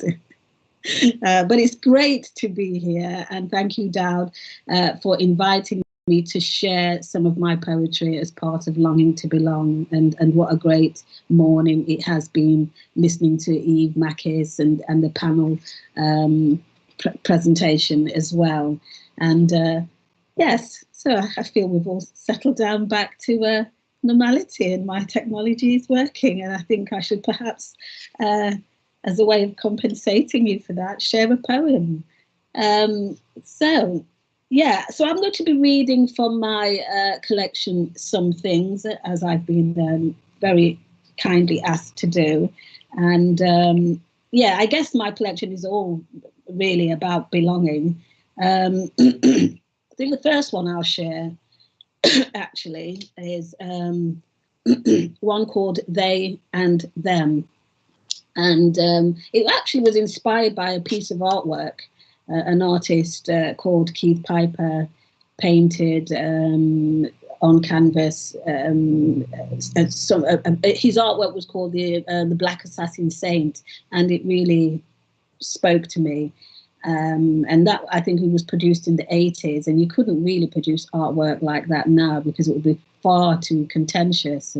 And so bearing in mind that artwork, which was produced then, could not be produced now because of the political climate, I thought I'd write a poem that responded to that, but also kind of towed the line of not being too contentious or naming any particular group. So this one is called They and Them. They had big houses in the city. Unlike them, who lived in ramshackle patches on estates, they ate saffron fish with jeweled rice. It was normal for them to go hungry. When them started saying they were cousins, seeds of the earth, they should share, they hurled punches, smashed bottles on heads, beat them raw. Sometimes, when they battered them, it made them feel like putting an exit bag over their heads.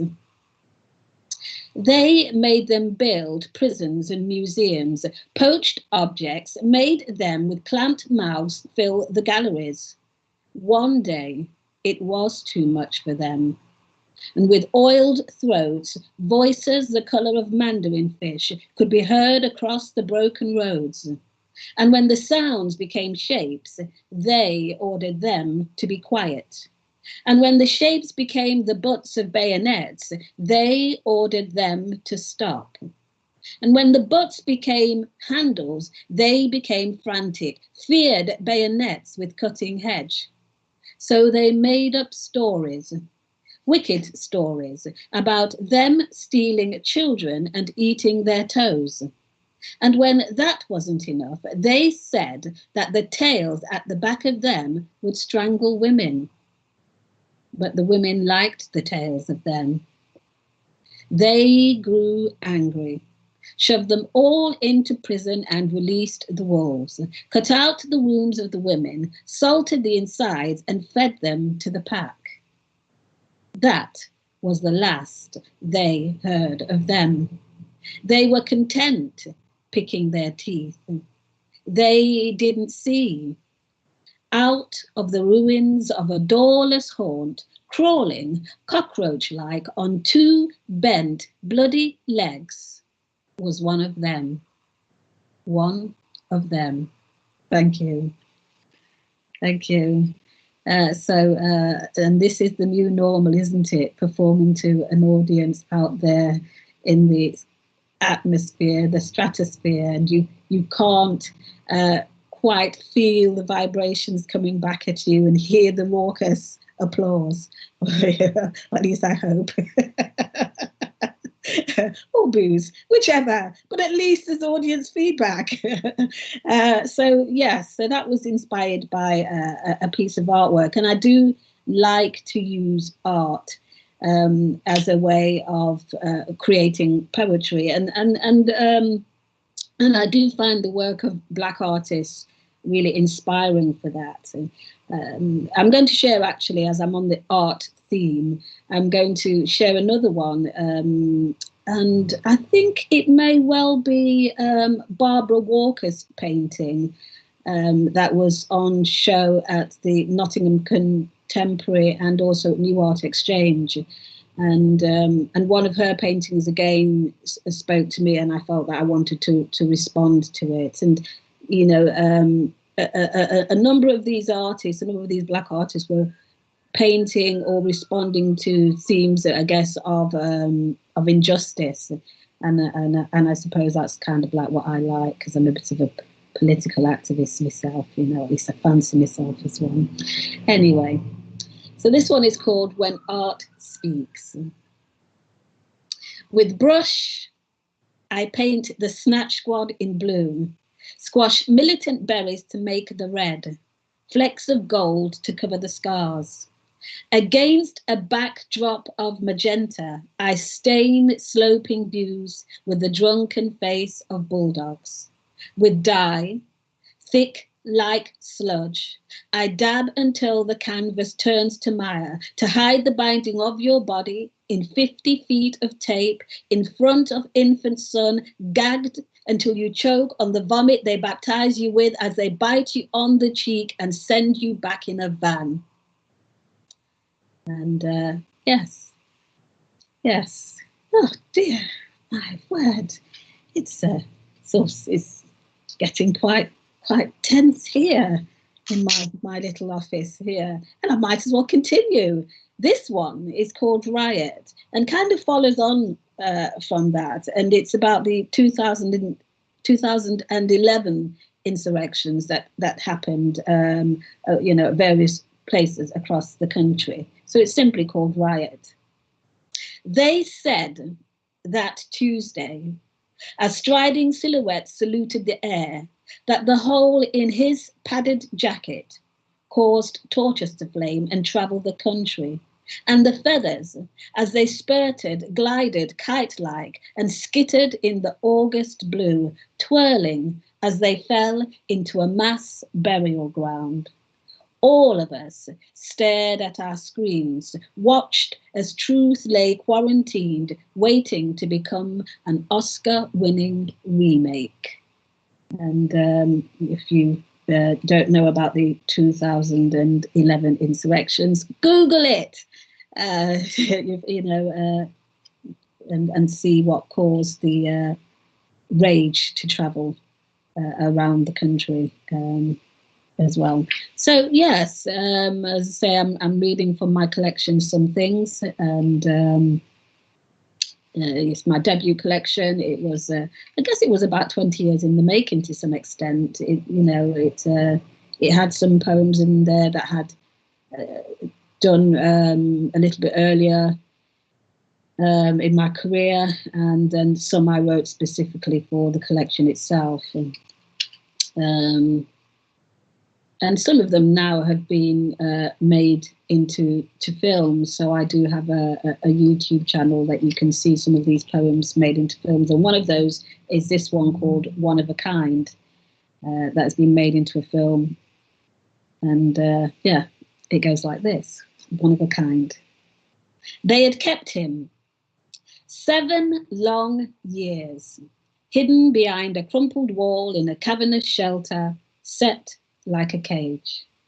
And when the king ordered, they fed him mildewed bread, made him drink the milk of rancid yaks, waited for his skin to turn pale, and for his voice to leave him. Then, when he was eager for water to dislodge the sand in his throat, they promised him life for his stint. They told him, use your fingers like the limbs of a Darwin's bark spider. Make beauty like purple lilies and the call of the shuffle-winged bird.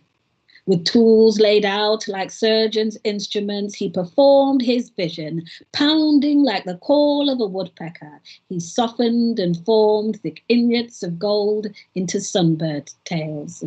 Hands bent and nails jagged, he gripped tweezer between finger and thumb, planted gems in rows like marching ants, and with each new tide, he cut, pierced, and soldered. And when he had shaped his dreams into curves, when he could see the image of his face in the gleam of the dome, when he knew it could not be matched, he inscribed it with time-worn text, and it was done. The king called his people to behold the work of the master craftsman, and they revelled with delight at the skill in his bones. Then they cut off his hand. Thank you. Lovely. I'm kind of getting used to performing in this way. It's kind of like you're looking in a mirror and you're performing to yourself. And it's interesting. It's an interesting take on things. Very interesting indeed. Now, the collection is called Some Things, and I called it Some Things because it contains a whole range of things. So that's why I decided to call it that. Put all the things that make up who you are. Now I have a series of poems, a trilogy called Hummingbird, and I'm going to share the first one of those with you. And then if you want to know what Hummingbird 2 and Hummingbird 3 is, then you'll have to catch me at another online event. But this is Hummingbird 1. When Toad met Snake, they chuckled. Neither feared the other, neither cared for the other. They played side by side. Venom bound their friendship. When they saw Hummingbird looking at Half Moon, they planned to topple him, made a pact as tight as a gourd to bind loose vines into a snare. They invited Hummingbird to a party full of jam-tart, sweet nectar and coral bells, told him how fine his ruby-red throat shone in the sun. Come sing, said Snake, who could turn words inside out. Come eat, spat Toad, soaking his victim like rain. When Hummingbird was sipping butterfly bush juice, Snake said his wings needed preening. Toad agreed. Hummingbird had never been told this before. They fetched their tools, sharpened them whilst he sang, told Hummingbird to spread his wings so they could see his beauty, promised to leave them splendid and smooth. Then sliced them clean, dragged them to the edge of the forest, buried them under mouldy stench, left Hummingbird to wither like leaves in putrid pool. Without wings, Hummingbird was mute, his beauty gone, his song like a prayer gone. Snake and Toad chuckled. I always add the laugh at the end. It's not part of the poem. I guess this is what you get with a live performance, isn't it? You know, I can do that sinister laugh. Yes, this is really great. Being able to share poetry, I really do appreciate this. And I guess it's one of the best jobs in the world. As Dowd said, I am a PhD researcher. I'm in my third year, and it's a critical creative PhD. And I'm always pinching myself, thinking, "Oh my gosh, I'm doing, the two things that I love most in this world. I'm archiving, I'm mining archives, and I'm writing poetry. I mean, can life get any better than that? You know, I think I've peaked. This is definitely the peak of my life doing this PhD. It's just such a wonderful experience. And on that note, I'm going to share a poem with you that perhaps isn't about such a wonderful experience. Yes, as I say, I like to do a little bit of political activism in terms of fighting for equal rights, and I'm very much an advocate for Black Lives Matter and trying to highlight some of the injustices that occur. So this one is about that. It's called Airport. The muted tones of people, anxious to get their movements done, hums like a tired choir. Black screen above my head flashes boarding gate 29 for flight EZY2433. Leopard print travel bag, coat and iPad deposited between two grey trays. Today's the day they'll see beyond the surface. See, I wear my granddaughter's smile to keep me upright, my daughter's hope to keep me breathing. Hijab-clad elderly woman sets the buzzer squealing. If Reuters have done their work, I should pass without a blink. Today's the day I'll pass through. If they don't see me like I see them seeing me, I know I'll have taken a stride. If they don't see me like they were raised to see me. Each time she enters the machine, it betrays her anxiety, squeals like a banshee. Handheld detector scans hijab for hidden bombs and detonators. But today's the day I'll pass through, because I'm tagged out in jeans from Bench and a sweater from Gap. That blends in. It shows some assimilation has taken place.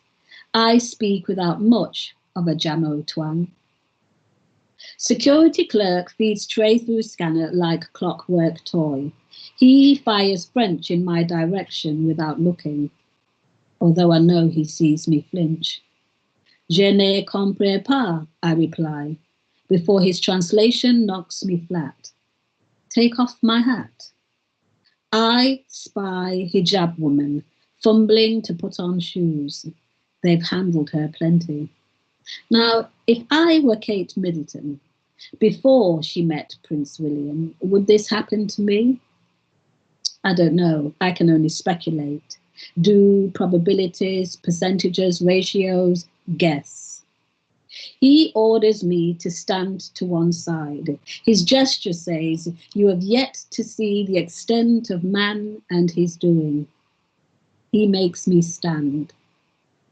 Like Christ, arms outstretched. Children stare at my shame. He pats my right leg from thigh to ankle, my left from ankle to thigh, each arm from the pit to the wrist rubbed down. He runs his thumbs around the waist of my jeans and under the rims of my breasts, and then down my spine. And then he squeezes. He squeezes the 82 dreads curled to 1/8 of their size in my knitted black hat. He squeezes in between the coils, squeezes like he's milking a cow. Nothing but Samson's strength rests here. After 2 phases of what floats by, I'm taken behind the scene to meet her, the supervisor. She puts people in their boxes, asks who I am. I'm an artist. I write words and I turn them into poems and songs. I paint stories with parables and proverbs and I sing speeches. I have nothing more to declare. She orders me to remove my coat, my jeans, my faded underwear so she can see. Explains that she doesn't want to invade my privacy. So she asks me to do her work for her. And I oblige because of the citizen I was raised to be. And so I use my fingers to spread my behind wide for her to see. And as the architect of power signals my dismissal, I leave behind the shame, but take with me the words. Thank you. Thank you. Yes. It doesn't matter how many times I read that one, it's still it's always a little bit like going through that process. So what do I do after that one? See, this is where writing funny and cheery poems would come in handy, but it's not one of the things I've been able to master yet, because sometimes I think after some poems you need a really happy pick-me-up type of piece, and unfortunately I don't have that in my repertoire. I'll have to start maybe perhaps telling jokes or something. I did fancy myself as a bit of a comedian in my earlier life, but it didn't work out for me. So that's yeah. But I jest and I banter to allow the space to permeate from one poem to the next. So it's all there's magic happening right here in the making. So yeah, I'm just thinking of doing one final piece, and then I know Dowd will have lots of questions to grill me on, and I'm wondering which one.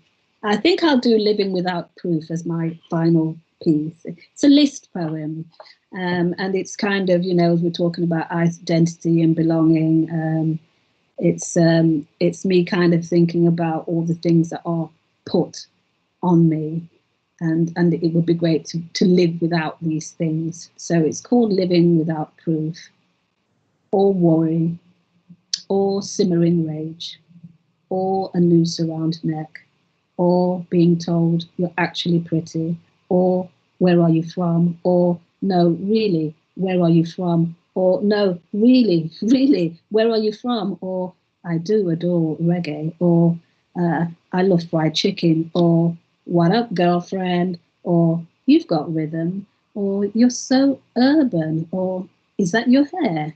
Or I'm not even going to ask, but I'm going to try and touch. Or how did you get here? Or I'd love to visit Africa. Or you're good at sport. Or chip on your shoulder. Or being 3 times as good as. Or 6 times more likely. Or a threat in numbers.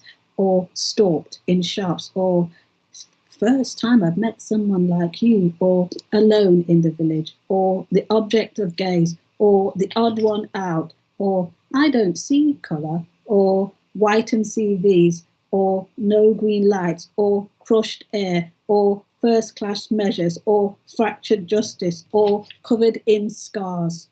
Or fitting the description. Or stop and search. Or keep your nose out. Or keep your kind out. Or go back to your own. Or plot and destroy. Or where's the weed? Or curated disharmony. Or mothers weeping. Or hard stops. Or morning murders. Or tainted days. Or bruised cheeks. Bruised communities. Or angry women. Or you're not like most. Or you're not like them. Or I'm not racist. Or my best friend's one. Or you're really quite nice. Or there's no room at the inn. Or how should I sound?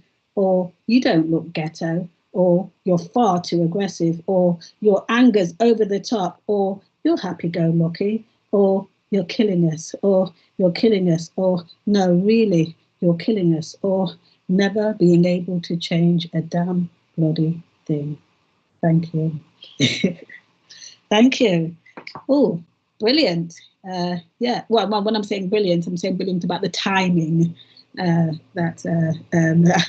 know, I think we're, yeah, not saying brilliant. Back to the phone. Okay. Yes. Sorry, what did you say there? That we're cool? I just said, you said brilliant. I said that applies for your poetry too, because incredible. Like that final one where you're listing all the microaggressions and it's just an onslaught. The power, like I got goosebumps. You really have a way with words. I just want to say thank you for providing us with those readings. Honestly, I think my personal favorite was Hummingbird, just 'cause I really love when poets anthropomorphize animals and like make them seem human. And then also it got very violent out of nowhere, and I was like, oh gosh, what happened to the Hummingbird? And it was just it was an emotional roller coaster. But your poetry is so enthralling. And I'm a huge fan, and I'm sure everyone was at home clapping. I know Helen commented, our upcoming academic presenter, commented that she was at home clapping and laughing at all your jokes. And the technical difficulty at the start, I feel like set us up for just all the laughter. So I'm kind of glad it happened. But now, Panya, I'm really excited to kind of pick your brain and ask you some questions about your craft, the way you write poetry, and also just obviously you as the wonderful person you are. I'd like to begin by asking you, so when you're writing poetry, do you tend to start with a line or a theme? It varies because each poem comes in a different way. So it you know, it really varies. It's not a one rule fits all. As I was saying there through my reading, some of my poems come from seeing a painting, and it could be the scene of that painting, or it could be the colours of that painting that actually sparks words coming out onto paper. So it really varies. You know, sometimes it can just be sitting down and listening to the news, and then you'll hear something, it's just one word, and that is just a springboard to continue writing. You know, so it really varies. A myriad of different inspirations. That's amazing.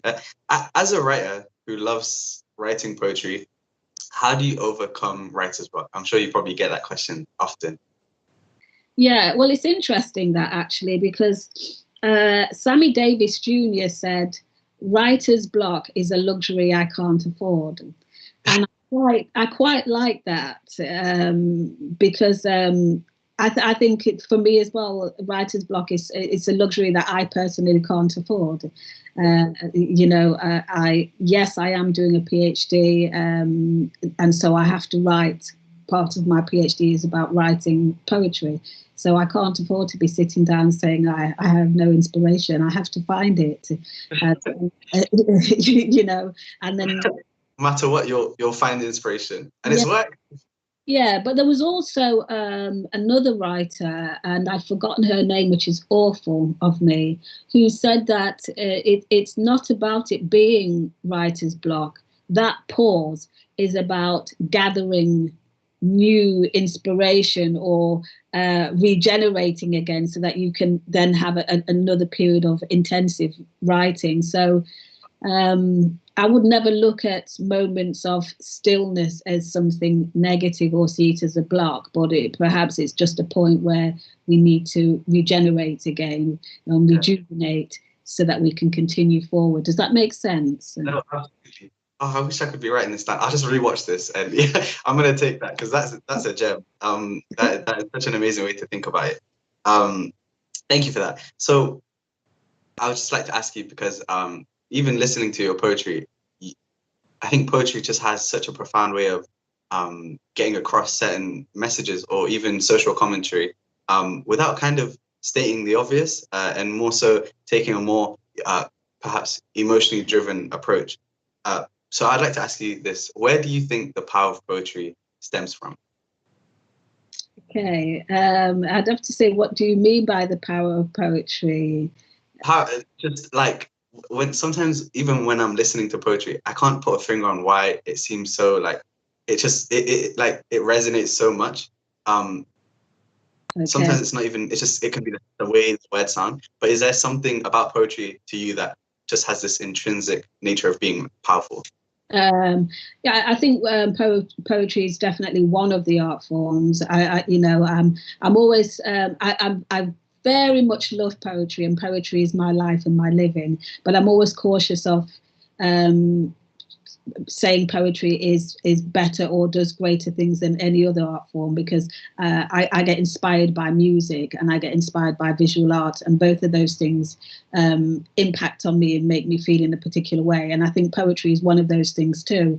And perhaps with poetry, it's because as poets we are sharing some of our soul, we're bearing our soul, we're putting ourselves on the line, and there's a little bit of vulnerability there that perhaps the audience picks up on. And because we are bearing our soul, there's that truth as well, which I think, again, some people can connect to that truth. And also it provides a window into someone else's life, which again, it's quite an intimate thing, sharing someone's life and opening that up for other people to see in as well. And I think perhaps that is where some of the power in poetry lies. And does that sound? Yeah, I feel that. So, okay, I have a few questions based on your documentary. It's titled Rebel Writers. I will hopefully we'll leave that in the YouTube chat because I really recommend everyone watches it. It's really remarkable. It includes cinematography, some of your poetry, the kind of cinematic videos that you were talking about before. And obviously it just kind of details your life, or parts of it, sorry. So in the documentary, you mentioned that there were not many avenues for people like you to be creative. So how did you maintain the momentum to break through the barriers? And when I say people like you, I'm specifically referring to you being a Black woman. Yes, I think I've got a stubbornness in me, and I'm also quite contrary. So if you really want me to do something, tell me I can't. I'll show you. You will. You know, but I do always. This is a question I do ask myself. You know, why have I continued with poetry when poetry has been, it's been quite a difficult journey to travel. Why didn't I, you know, I don't know, just do a sensible job and, you know, that people do, and work 9 to 5 and have the weekend off, you know, because poetry kept clawing me back to it. Even though I tried to get rid of it, it was difficult on a number of levels. But I think there was just something in me that wanted to try and level the playing field on the poetry landscape, and to open up avenues for other Black poets, which I think I've done. I think I've raised the profile of Black writers in Nottingham and provided them with opportunities through Nottingham Black Archive that I founded. And in 2018 rather, we produced an anthology of Black writers in Nottingham, and I know that that impacted really positively on those writers who were featured in that anthology's poetry career.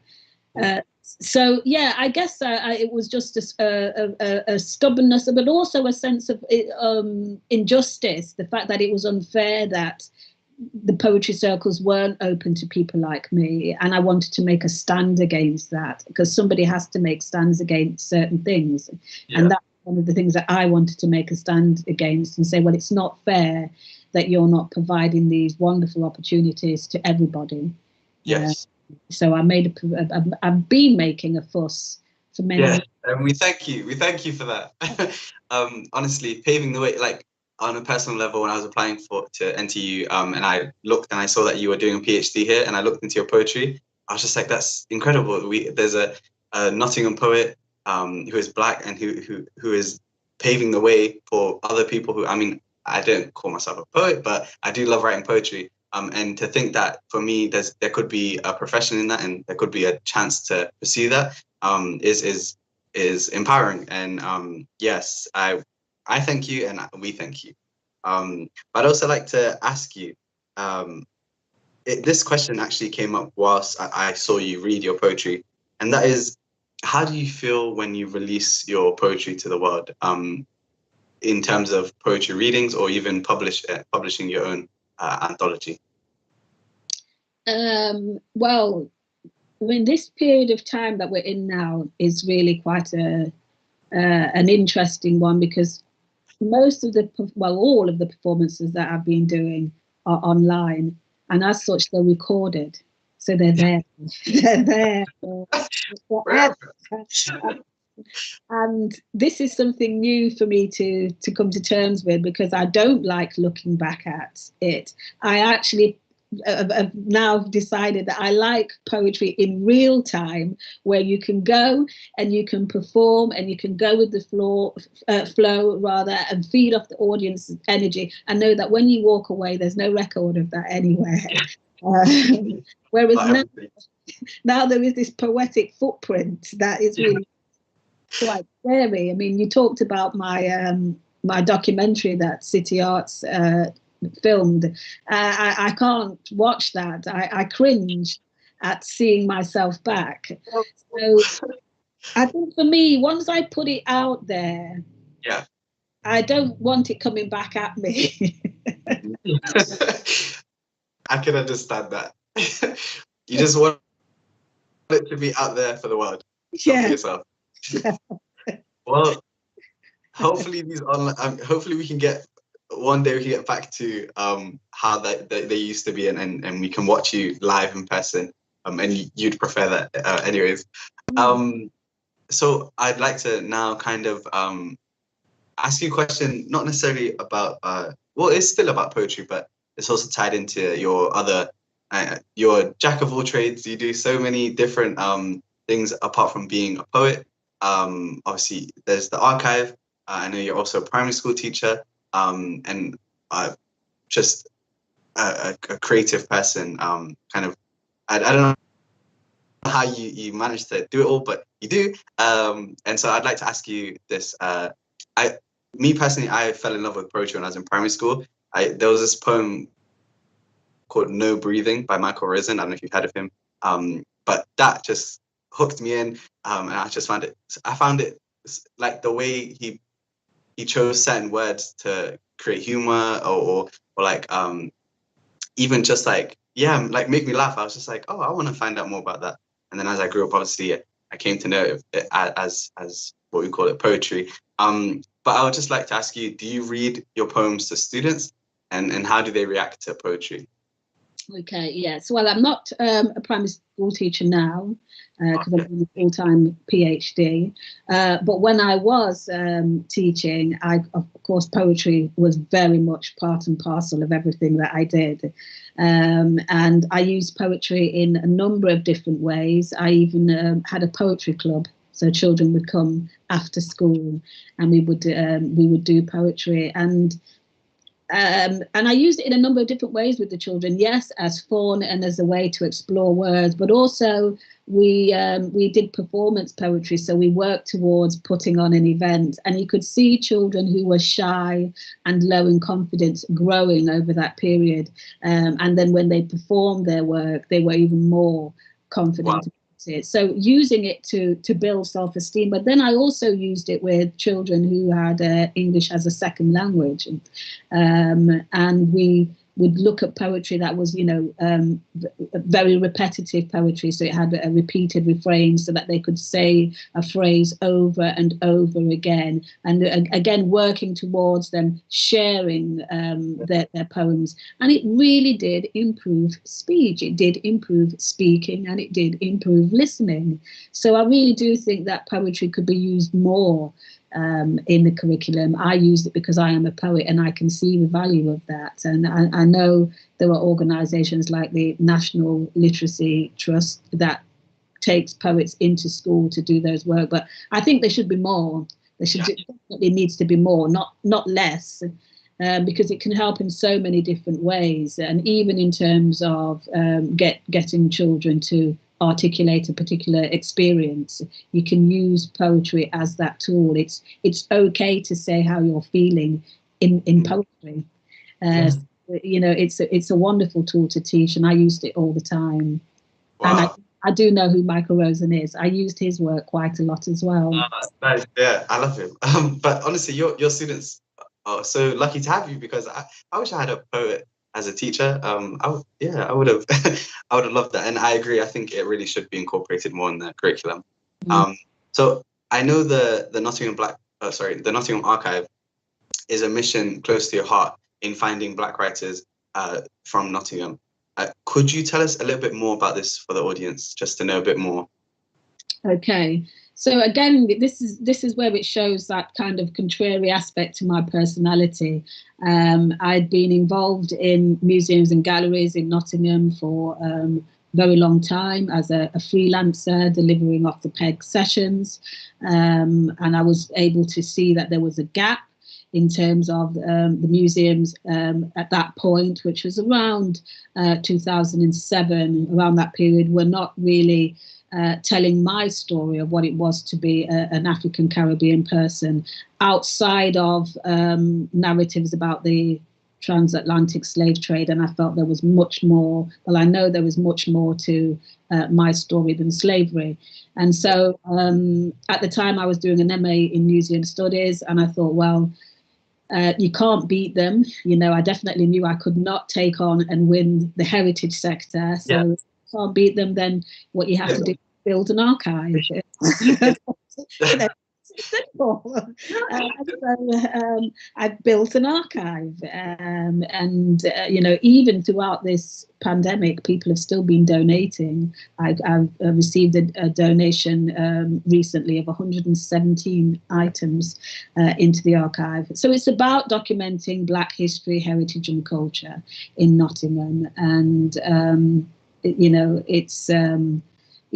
there's a whole range of narratives in the archive at this point. World War I narratives, World War II narratives, journeys to Nottingham, the Windrush period, talking about the journeys to Nottingham, looking at employment as well, rally industries, Black nurses. So it kind of spotlights how the Black community have helped to build the economy in Nottingham as well, which is one of the things that doesn't really get looked at or looked at properly. So I don't know if I've gone off track there or not. Exactly. Yeah. No. And I hope the audience also take the time to look into that Nottingham archive, because the work that you're doing really is so valuable. And yeah, we really do appreciate it. So I know you performed as part of the 2012 Olympic Games. So at a moment of great unity for our country, and it feels like a long time ago, but it really was a momentous time. How did it feel to be a part of such history? It was wonderful, which is why I think every time someone says, can you send us a bio, I always make sure that line's on there, performed at the 2012 Olympic Games. I mean, I've still got my lanyard. I'm not giving that up for anything. It was brilliant. And I was there on the day that Usain Bolt won the 100 meters. I mean, I talk about the PhD being, utopia. Doing the things that I love, but the 2012 Olympics, that was like, wow. I would never, I don't think, have had that opportunity if I hadn't been doing poetry for a start. It was phenomenal, and seeing people from all around the world in this space, it was really great. It was really great to see and be and to be part of it. Yeah. That is amazing. Yeah, once I read that, I knew I had to ask you a question about it, because it's incredible. So this is kind of a cliche, I guess, to ask writers, because I guess in order to be a good writer, everyone says you have to be a great reader. And I can see a very stacked bookshelf behind you. So what is your current kind of favorite book or books you kind of wanted to recommend the audience any to read? Okay. Oh gosh, a whole range. I mean, it depends on what genre, because I like to read a wide variety. So so if we was talking about YA fiction, then his Dark Material series, because it's also on being serialized at the moment on TV. Philip Pullman. And he's produced Dust, and there's another Dust book. So any of the Northern Lights, Amber Spyglass, Subtle Knife, any of Philip Pullman and his Dark Material series, I think is excellent reading. So that's one, and all of that kind of Twilight and all of that kind of. We love YA. I like. In terms of poetry, again, a whole range.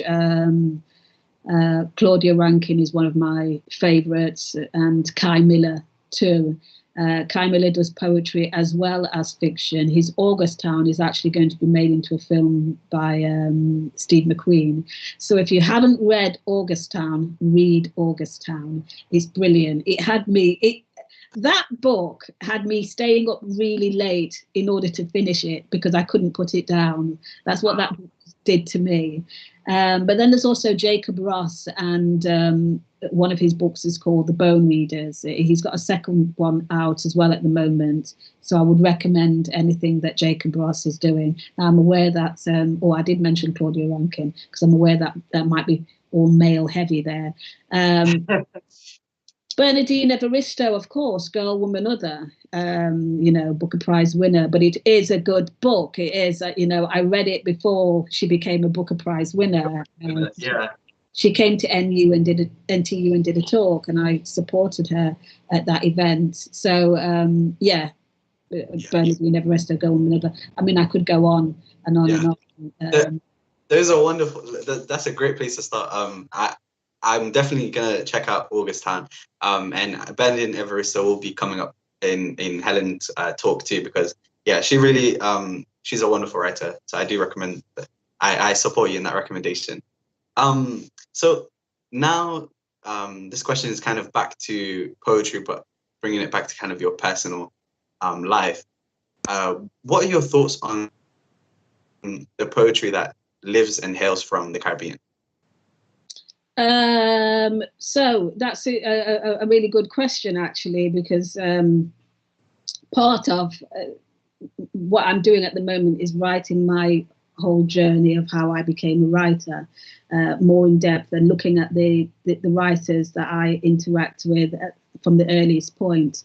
And one of the earliest writers that I came into contact with was Louise Bennett. She's now passed away. And Louise Bennett wrote in vernacular. She wrote in the Jamaican vernacular.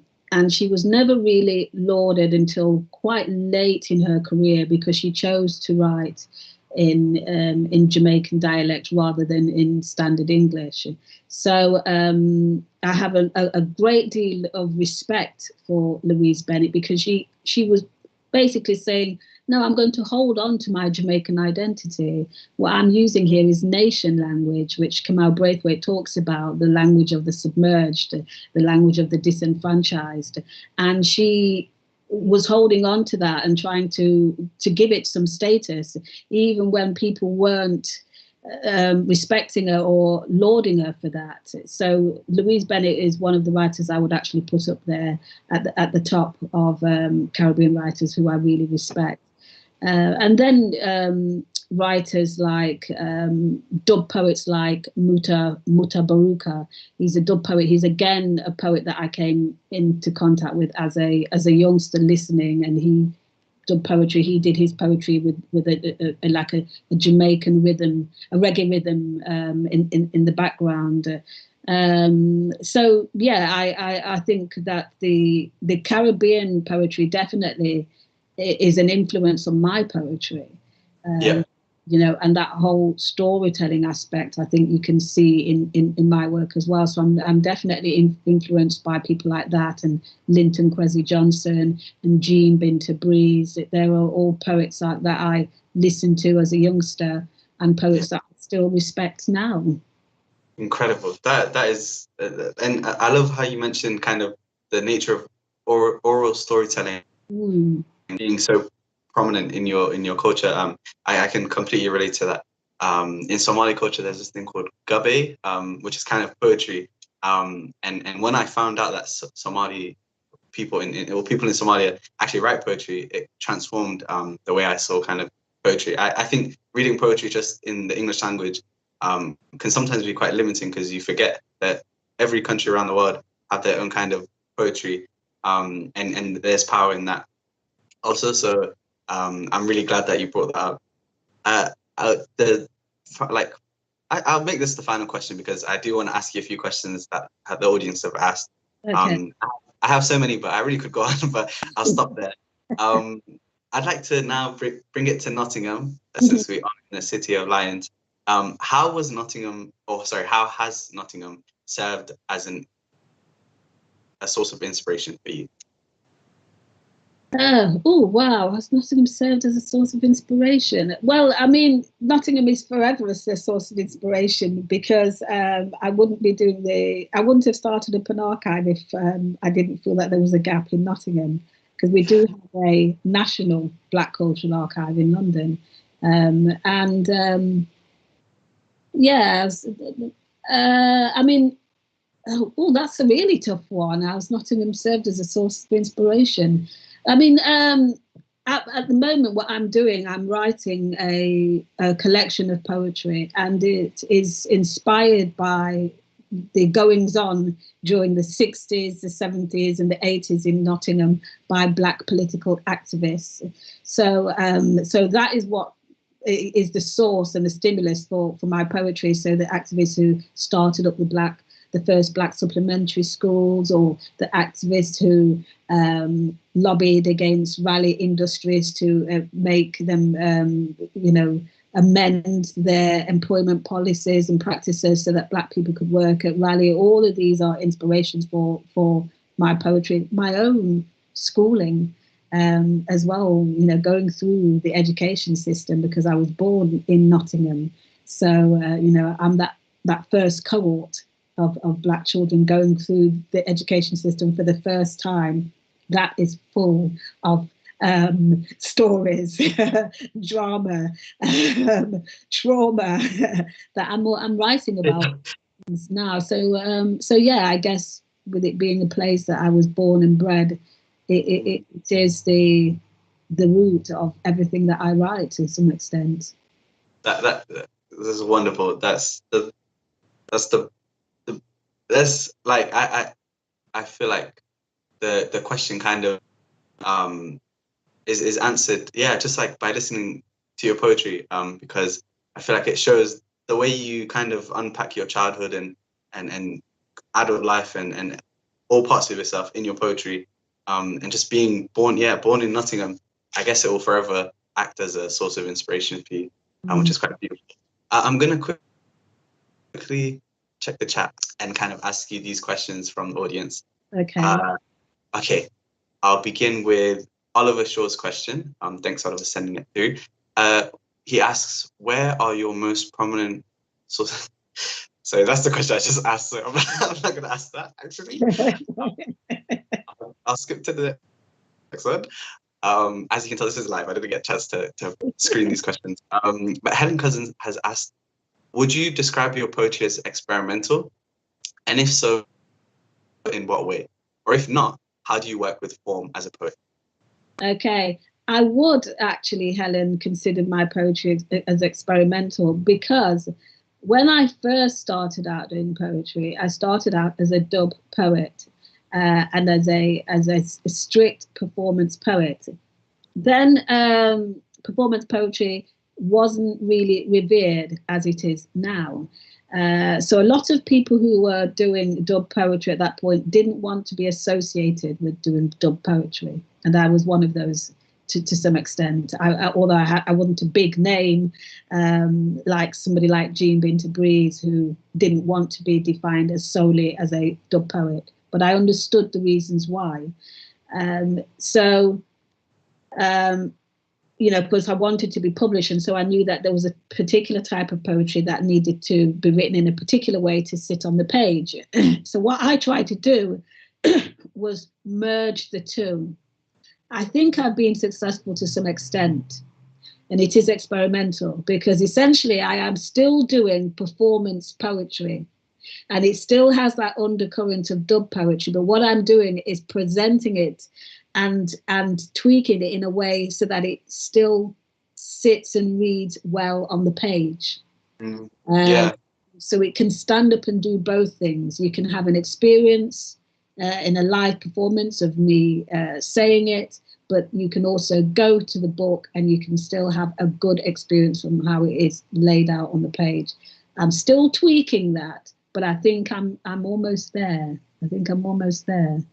That's incredible. That's amazing. I never thought of it like that. Like the fact that performance poetry, you're bridging the gap between performance poetry and written poetry, and it must be so hard to also like be able to convey what you want to, because performing is completely different to written poetry. It's completely two different complete experiences.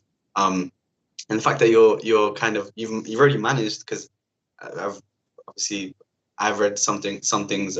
I'm sure a few audience members have read your poems written, and hearing them is two different things. But I also would have been happy and satisfied just reading the poem written on paper.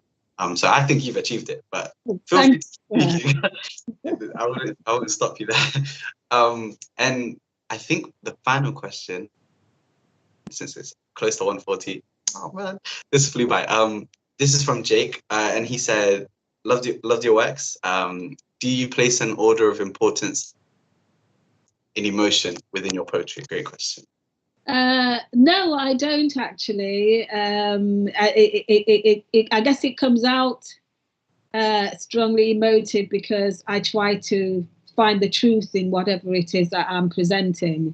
But I think telling the story of a particular thing is just as important as presenting the emotion of that thing, if that makes sense. So, for example, with the airport story, yes, it is quite an emotive piece, but I want people to also take away from that experience, and that this can be something that particular groups of people experience, more than other groups of people. Yes, yeah. That is incredible. So Panya, that is our time done for the day. I really just want to thank you as a fan of your poetry for being able to hear your poetry, and also for answering all our questions so honestly, and providing such insightful questions, and also recommendations for reading. I want to say to the audience, thank you for tuning in with us up until this point. I hope you're all enjoying everything that you're hearing today about belonging. Feel free to comment anything on the YouTube chat, and also remember to hashtag longing to belong on Twitter. So now we're going to have a slight intermission, not quite a long break, and we're going to go into our panel talk, not panel talk, academic talk with Helen Cousins from Newman University. She'll be centering her talk around Elizabeth Jane Burnett's The Grassling. Again, thank you very much, and that's all for now. Bye, everyone. Thank you.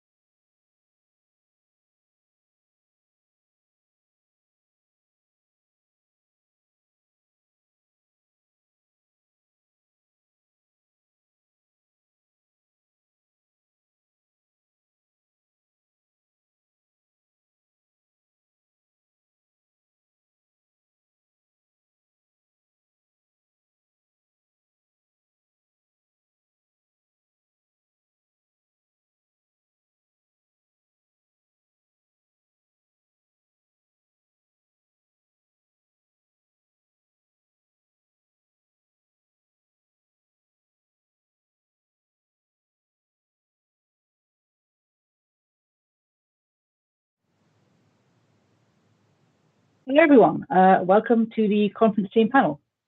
This event will consist of about sort of a 45-minute to an hour panel where members of the team behind the conference today will be presenting papers and posters they have created relating to our statement, Longing to Belong. My name is Lucy Gadsden and I'll be chairing this event. Today, I have the pleasure of being joined by Oliver Shaw, who is presenting an essay on behalf of Galilee the City, discussing the theme of belonging in Tennessee Williams' A Streetcar Named Desire. Dowd Hiddig, who is presenting a conference poster created by another colleague of ours, Melby Viella. And finally, Matthew Ellis, who is discussing his paper on Elizabeth Jane Burnett's The Grassling, which is the unique piece of literature which formed the largest inspiration behind the creation of our conference today. Today's panel will be structured in 4 roughly 10-minute segments. Each panelist will present their paper or poster, leading into a sort of 10-minute discussion on their work, with themselves and later with the rest of the panel. And then finally, I will be asking some general questions relating to the conference theme of belonging to our panelists to discuss for the final 10 minutes of this event. Thank you very much for joining us today, and we hope you enjoy our panel and the fascinating topics our panelists will cover. I now pass the stage over to Oliver to present our first essay.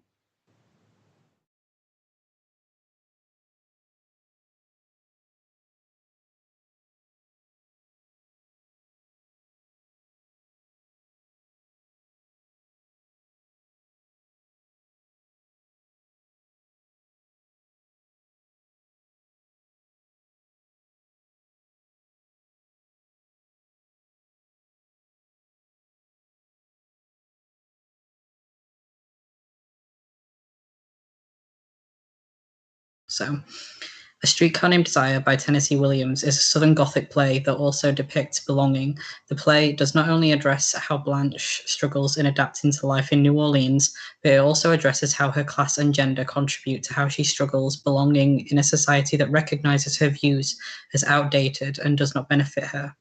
From the beginning, it is anticipated that Blanche is going to suffer while she tries to become a member of society that is foreign to her. One of the instances is the conscious word choice of valise, which is later contrasted by another character, Eunice, when she simply calls it a suitcase.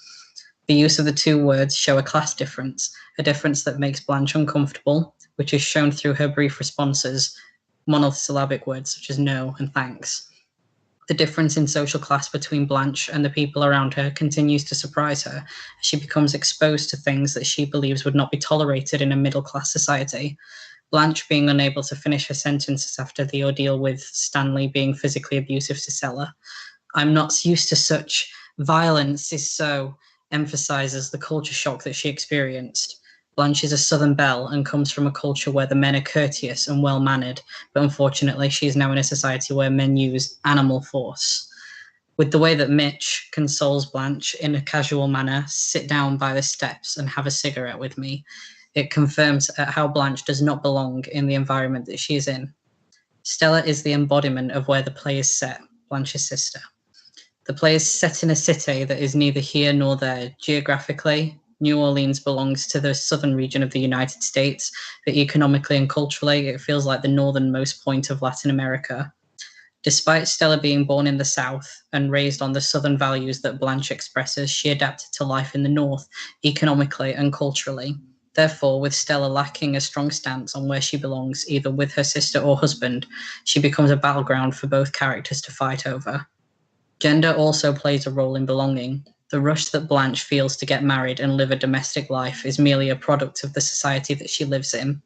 1940s America was not necessarily kind to women who, according to their society, had passed their prime. The viewers understand this when Blanche lies to Mitch that Stella is somewhat older than her, when Blanche is truly about 5 years older than Stella.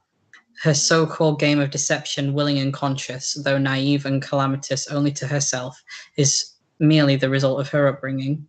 The motif of Blanche constantly bathing to achieve purity is the result of the standards that are set for women by men. Both Blanche and Mitch need somebody, but the pressure of finding that it falls harder on Blanche than it does Mitch. This is demonstrated when Mitch is fumbling to embrace her, but refuses to marry her because she is not clean enough. The viewers see how gender plays a role in how Stella takes Stanley back after being stricken by him.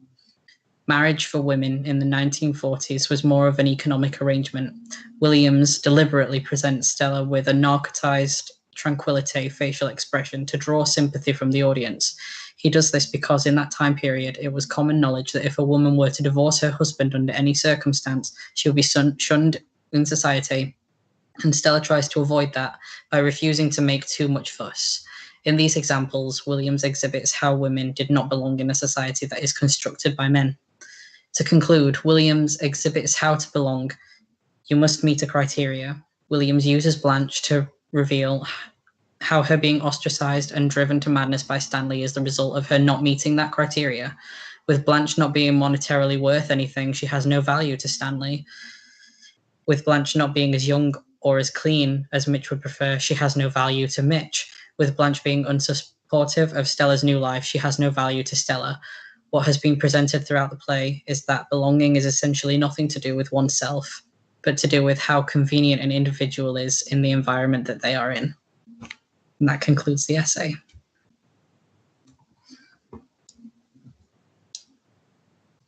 So next, Dowd is going to be reading an essay by another colleague of ours, Melvi. Thank you. I would like to now begin by reading Melvi's essay based on J.J. Bowler's No Place to Call. The title of the essay, How Belonging is Explored in J.J. Bowler, No Place to Call Home. No Place to Call Home, a novel of belonging, identity, immigration, a novel of hope and hopelessness, of loss, and importantly, love. The tale follows the lives of a Congolese family newly migrated from the political violence under dictatorial rule in Congo, as they seek to integrate into modern British society, a place they hope to eventually call home, but also remembering and embracing their cultural heritage. The story is narrated by two children, Jean and Marie, with whom we follow the complex life of this family. Through the parents, Papa and Mommy, we witness the difficulty of them trying to survive, supporting their children, as well as waiting on their papers, which will allow them to stay in the UK legally. Jean, the oldest son, trying to fit in at the school and master the English language, and trying to please his demanding father, and expectations placed upon him as the oldest, whilst his sister is the model child and student. Bowler explores the language, community, parent-child relationships, expectations of first-generation African children, religion, mourners, and most of all, home. This article focuses on contexts where refugees and asylum seekers are portrayed as threatening and looked down upon. Bowler reveals the reality, the history and story of such people, invoking empathy and raising questions to the treatment of immigrants. Bowler mainly focuses on the Congolese community and the diaspora, which we see throughout the book.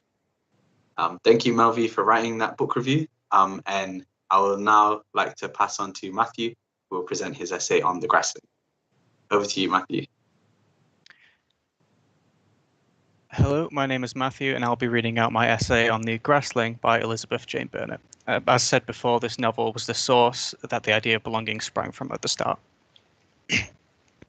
Elizabeth Jane Burnett's The Grassling is a beautiful yet somber love letter to family, land, and language. It expresses this love through the use of poetic descriptions of her surroundings that teem with literary techniques, a natural flowing sentence structure that moves from one point to the next. These things coalesce into a novel that I believe seeks to show just how connected we are with both nature and each other, and how that connection shapes us. This is something that I think is important to the concept of belonging, because how we are connected to each other and our own identity is important to discovering just how we belong. The first aspect of this I wish to discuss is just how Burnett's use of language creates this connection. Her use of alliteration in the description of her surroundings and exposed tree root twists like a bone, with moss growing high green in the dappling sun. This creates a flowing, interlinked quality to the text that shows us the beauty of nature and how it all links seamlessly together. This aspect of nature connecting with itself is also extended to us. Using metaphor and personification. For example, a tunnel runs away from me, a highway for small animals. Describing the tunnel, something natural in the text, as a highway, something artificial and man-made, creates this connection between the animals and us, bridging the gap between. The fact that the tree root twists like a bone is a metaphor that not only gives plant life human-like qualities, but also goes one step further. The fact that it is described as a bone, something that makes up the foundation of a human, gives the impression that there is a deep connection there, something that goes beyond surface-level comparisons. Moreover, even the land is shown to have human-like qualities. The tunnel that runs away from her gives a sense of movement and life to an otherwise inanimate object that helps relate to the land itself. Something that is usually seen as solid and unmoving is shown to move just like us. These many examples throughout the text create a link between us and the natural world, a link that shows us we are very connected to nature in many different and deep ways. Another type of connection that is present in the text is just how connected people are with each other. Burnett creates a feeling of familiarity and shared experiences throughout the text. She does this by not only describing what she sees, but many other senses as well. The creaks of the woods and the squeaks of the birds in the text shows what she hears. The touch of the soil as her toes dig in to propel her forward, the warm feeling of the sun on her skin. These things are all feelings that we have felt before, something that might conjure up memories of our own time spent enjoying the beauty of nature. This gives a sense of closeness beyond just the visual that connects us to her and what she feels. This closeness and shared aspects is very similar in how we are connected to nature. It can also be seen when she becomes the eponymous Grassling as her mouth fills with grass. It goes beyond what she senses of nature and the surroundings. She becomes one with it, tying back to the idea that we are part of nature, that we are tied together. I believe all this sharing of experiences and senses, this shared connection with nature, is something that seeks to show the reader how close we are with each other as well as nature. This connection is also reflected in Burnett's view on ancestry, that we are just as close to the people around us as the ones that came before us. That is seen in how she says a similar love of topography to her father, and how she took over his love of it, stating that he had always read the soil, now I too was closer to the shape of it. This reading of the soil, her father's passion being passed down to her, shows that there is a connection. The people in our families that come before us influence us as well, not just families shown to connect and shape us in the novel. Burnett is shown to share her field of study with many from the past. She names the hedge Burnett, just like the Celts of old named Drew's Hill, Druid Hill. Her methodology of a mix of archival and anecdotal research is very similar to an early surveyor, William of Camden, that is mentioned in the novel, the man who created the first chorographical survey of Great Britain. Both of these give the sense that we are people that share a long history with each other, and not just our families, and that we are again connected. However, this does raise a question about identity. If we are connected to both nature and everyone around us and before us, then are we simply an amalgamation of those influences? Do these links we have and their impressions on us supersede who we are? I would agree that's not the case, and is shown not to be so in the Grassling. While it is true Burnett takes a lot from her father, she is shown to be more than that. At the start of the book, the people she passes do not know her that they would know her father. She can only navigate this strange new place thanks to his nose. She states, I belong because of my father, not her own experiences. This emphasis and repetition of his and theirs, this feeling of being an outsider despite all the heritage, helps to balance out that she is her own person. She has her own father's passions, but her own life. When she becomes the Grassling, transformed and drawn closer to nature, she still moves like a person. She becomes a synthesis of these things. I believe this is best seen in the final chapter of the novel, as she lays amongst the grass, wearing her father's coat. This image brings all of these themes together. She's amongst nature, described as the water seeping in at her knees, but she's still herself. She's engulfed by the coat that she wears, a metaphor of her father's influence on her, but that all it is, just a coat. It does not define her completely and utterly. Overall, The Grassling is a novel packed with meaning and symbolism about our connection to nature and other people. Connections that are important, showing us just how we belong and how these connections change who we are.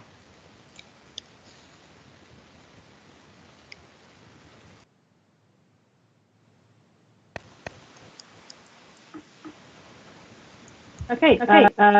Thank you, all three of you, for presenting your papers and your book review. They are most interesting.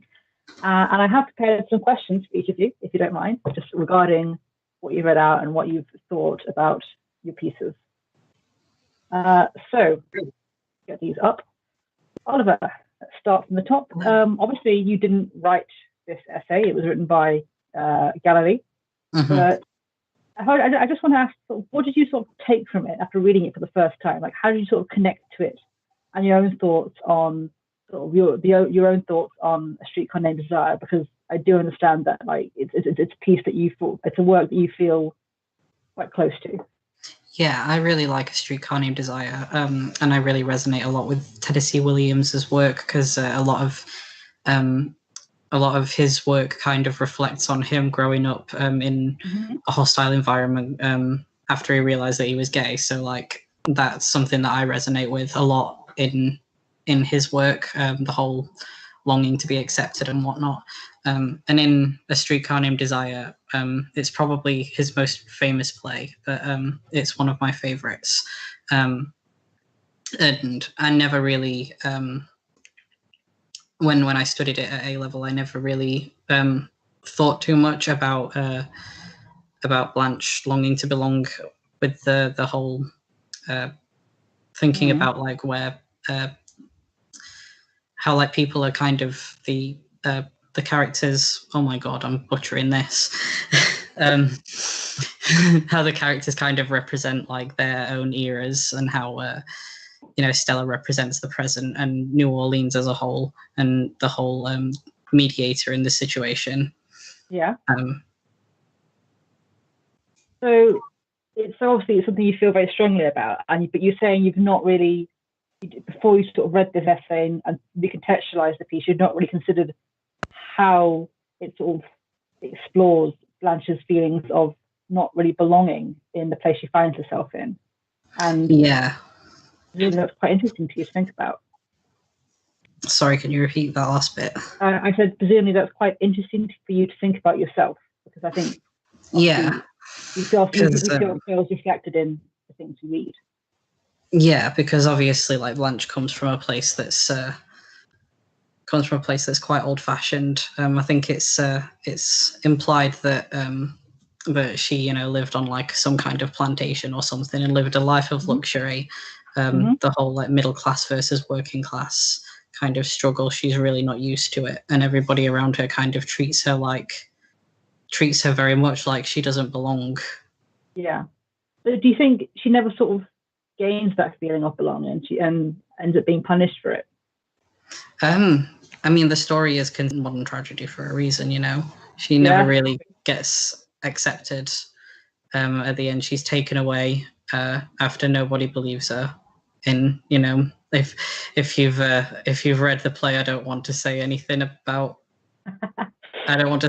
triggering, but something really bad happens, and she still doesn't get any justice. So she never really gets accepted. Yeah, I think tragedies often are hard to read, but I think there's often important messages we can take from them. So I was wondering, what kind of message would you take from A Streetcar Named Desire, despite its tragic ending in that case? Well, there's it's always throughout history, not just in and I suppose reflected in the literature of the time. The theme of, like, belonging always goes hand in hand with the theme of tolerance, or just tolerance in general, and just people can be mean when you expect them to be nice. All Blanche wanted was hospitality. And although I will admit she wasn't my favorite character, she was quite pushy in the things that she asked for, and she did lie quite a lot, but she was still a person, and everybody around her kind of treated her like she was nothing.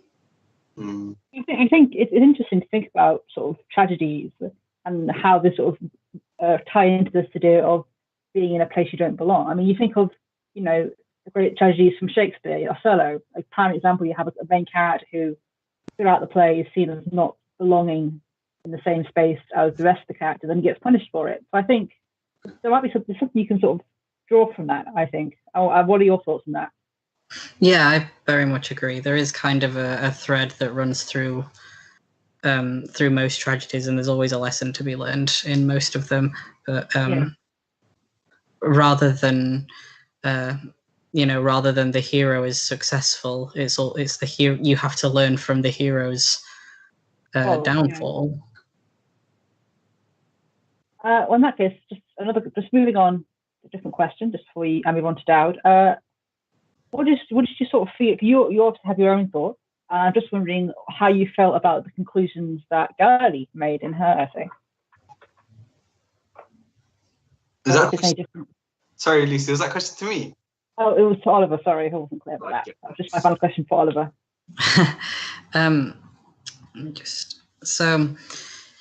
I think she ties it up very well. She says to conclude Williams' exhibits how to belong, you must meet a criteria, and in A Streetcar Named Desire specifically, that's very true. The criteria seems to be kind of being loud and brash,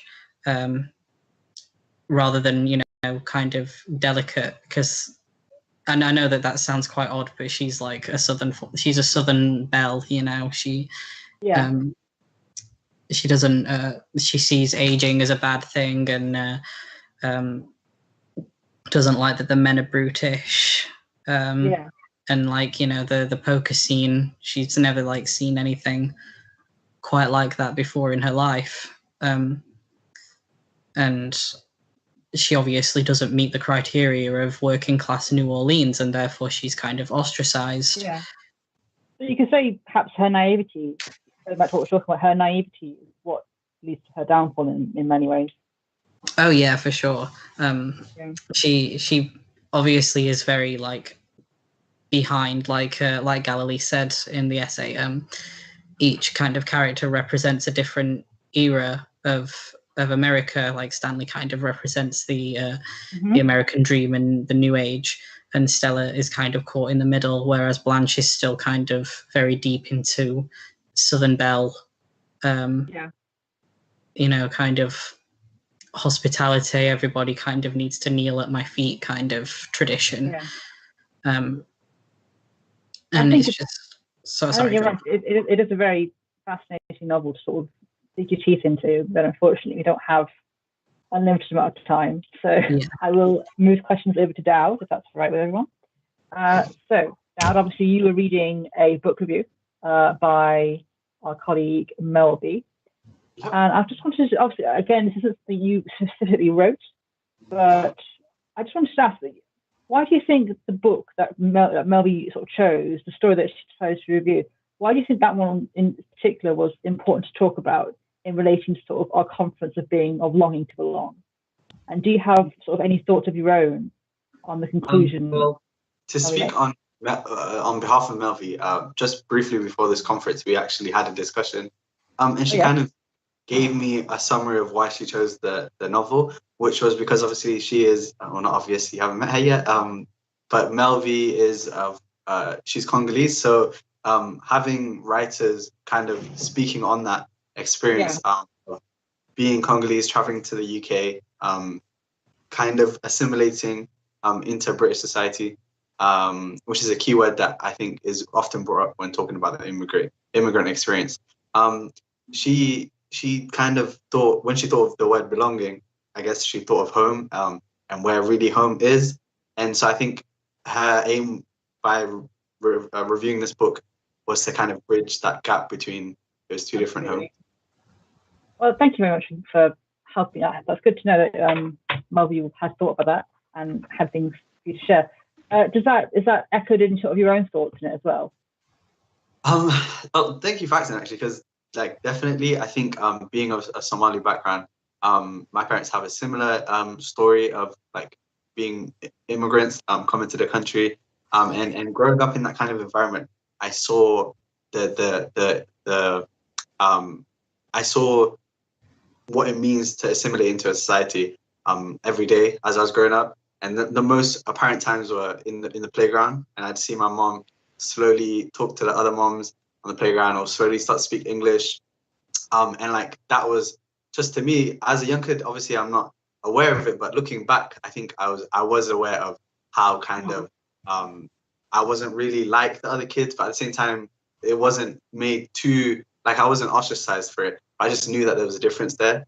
And I think as an individual myself, only until now have I looked back at kind of what it means to be a part of the diaspora. Recently going back to my homeland and like going to Somaliland, rocking the bracelet here.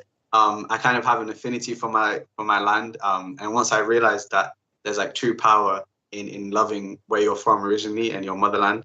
I mean, it's called the motherland for a reason. It's kind of implies that the place that fully nurtured you.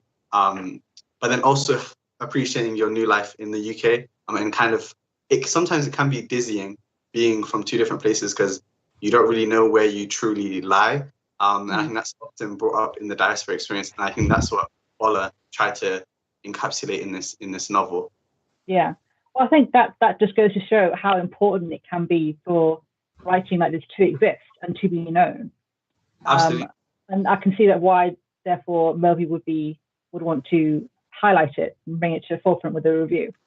Yeah, I agree. And honestly, she also, because what I really liked about Melvie's book review, as I was reading, actually made me think when she talked about the hardships that come with being an asylum seeker.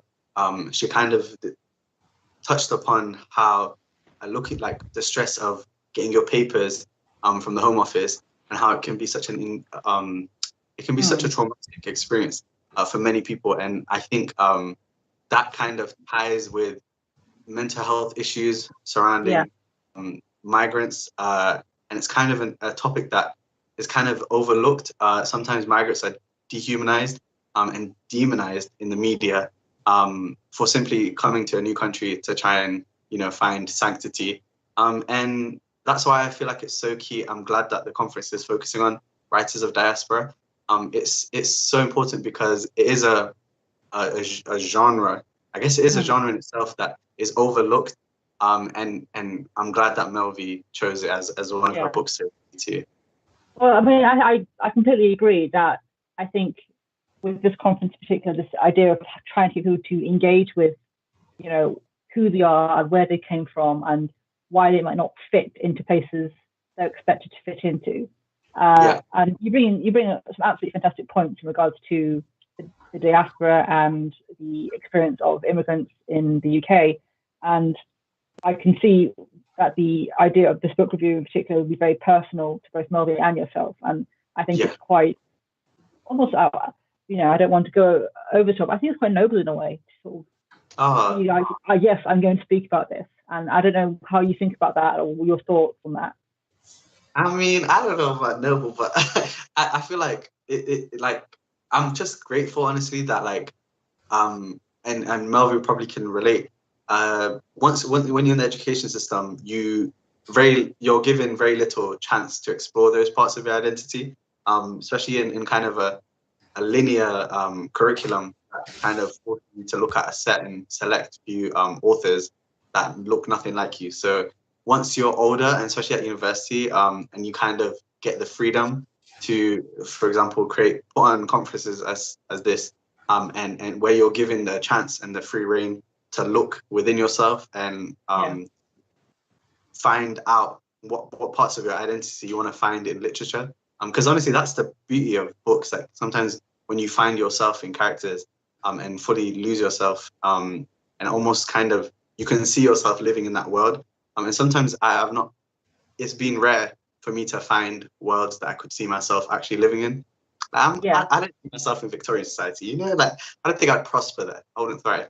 But like when I read Chimamanda Ngozi Adichie, who we talked about previously in the journal team, or when I read authors like Bola, it kind of I can see myself in that world, if that makes sense. And there's nothing like your passion on the subject. Your passion on the subject is evident, I think, for anyone to see. And I can speak from experience that it's been the same throughout this conference, both organising it and today as well. So I think, I think you've clearly got a lot of thoughts and a lot of sort of heart into this, and I think it's good because it's an opportunity for voices that may not be heard to be heard. I agree, and it's great, honestly. Okay, that's went a little bit off piece, but I think that's fine. I think we had a very interesting conversation now. So I'm just going to move over to Matthew with some questions on his essay on the Grassling. So Matt, are you with us? Hello. Yeah, I'm still here. Yeah. Hiya. Good. I hope you would. So just to start off, a big question would be sort of why did you choose to write about the Grassling? I remember when I first started reading it, and it was such a strange text initially, because it's this weird mix of geological memoir, poetry, and autobiography that it threw me initially, but I just found it really interesting. And the more I got into it, the more like, I don't know, the imagery of her like belonging but not at the same time, even though like she's got this history with her family there, like her father's like, I remember I searched the words on the version I was reading about how many times she mentions her father, and it's like 150 times that she mentions him. There's such a deep connection that like it was just so interesting to me, and how she can relate to the land and stuff like that. It reminds me a lot of my like childhood in a way. Like say, I spent a lot of time in those sort of locations, so it was just kind of sort of grow up in you yourself grew up around nature and found yourself sort of connected to it? A fair bit. I spent a fair bit of my time in those sort of places with with my friends. Just nothing spectacular or amazing. Just spending time with friends there, or like in fields and forests and stuff. But it was just, I don't know. It just brought me back to that time. And it was just.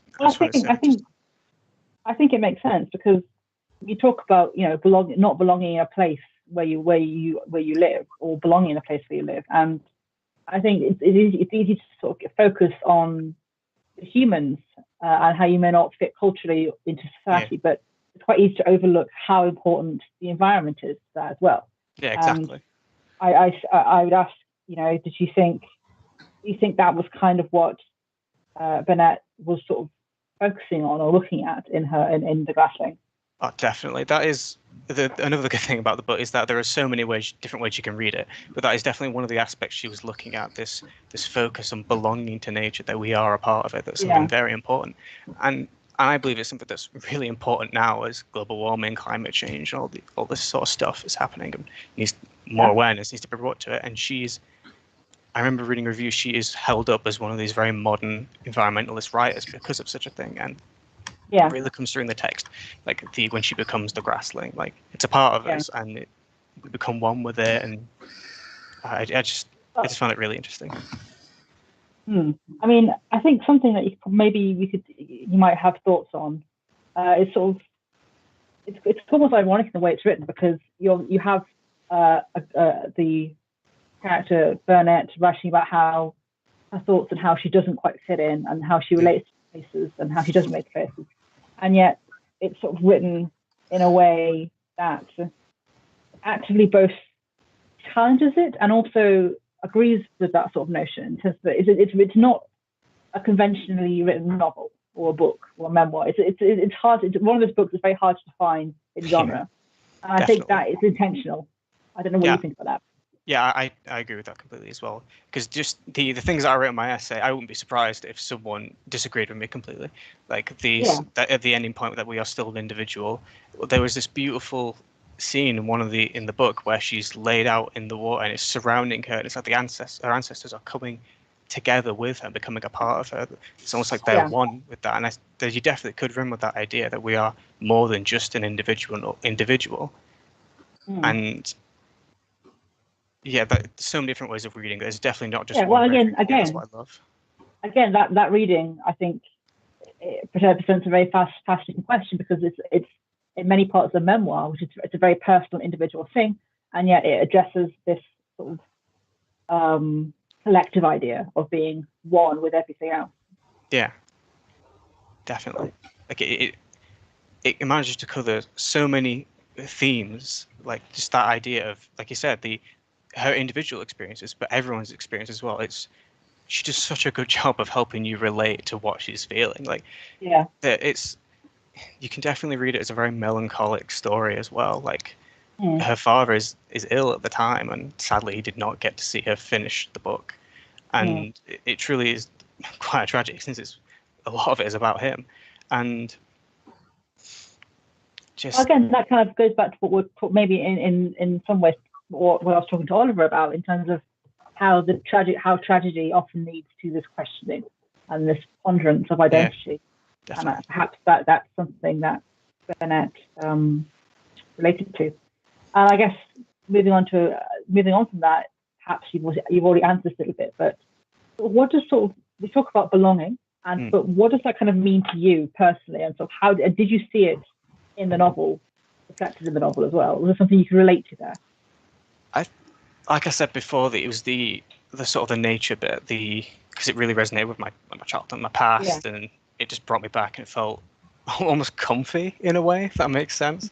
And also just the ideas of like family and like how they shape you and how you belong to a family and ancestry and stuff like that, I just found fascinating, and what it means to belong to a place that's more just like a house or a home. It's like this whole big thing of nature and stuff. Like, we're responsible for it. Really spoke to me how we have a responsibility with these sort of things because we are a part of it. We belong to it. Absolutely. And then I also to ask, when you were writing your essay, obviously you were very engaged with the text. It's because it's such a difficult text such an open-ended text to analyse. Do you find there were any difficulties you had with writing about it? And did those difficulties sort of lead you to thinking about belonging in a way you hadn't before? Oh, definitely. It was very difficult at the start. It took a couple of rereads on certain things, just because of, like I said, it threw me quite a bit with the fact that it is also just a geological memoir in itself. It's just a survey of her homeland as well, not just a story. And it really did challenge, like, trying to understand what she meant by the belonging. And I think it just shows, not specifically something new about belonging for me, that there are so many different ways of writing these sort of stories, so many different ways of conveying things. Like I said, it's such a unique book in what it and how it shows what it shows.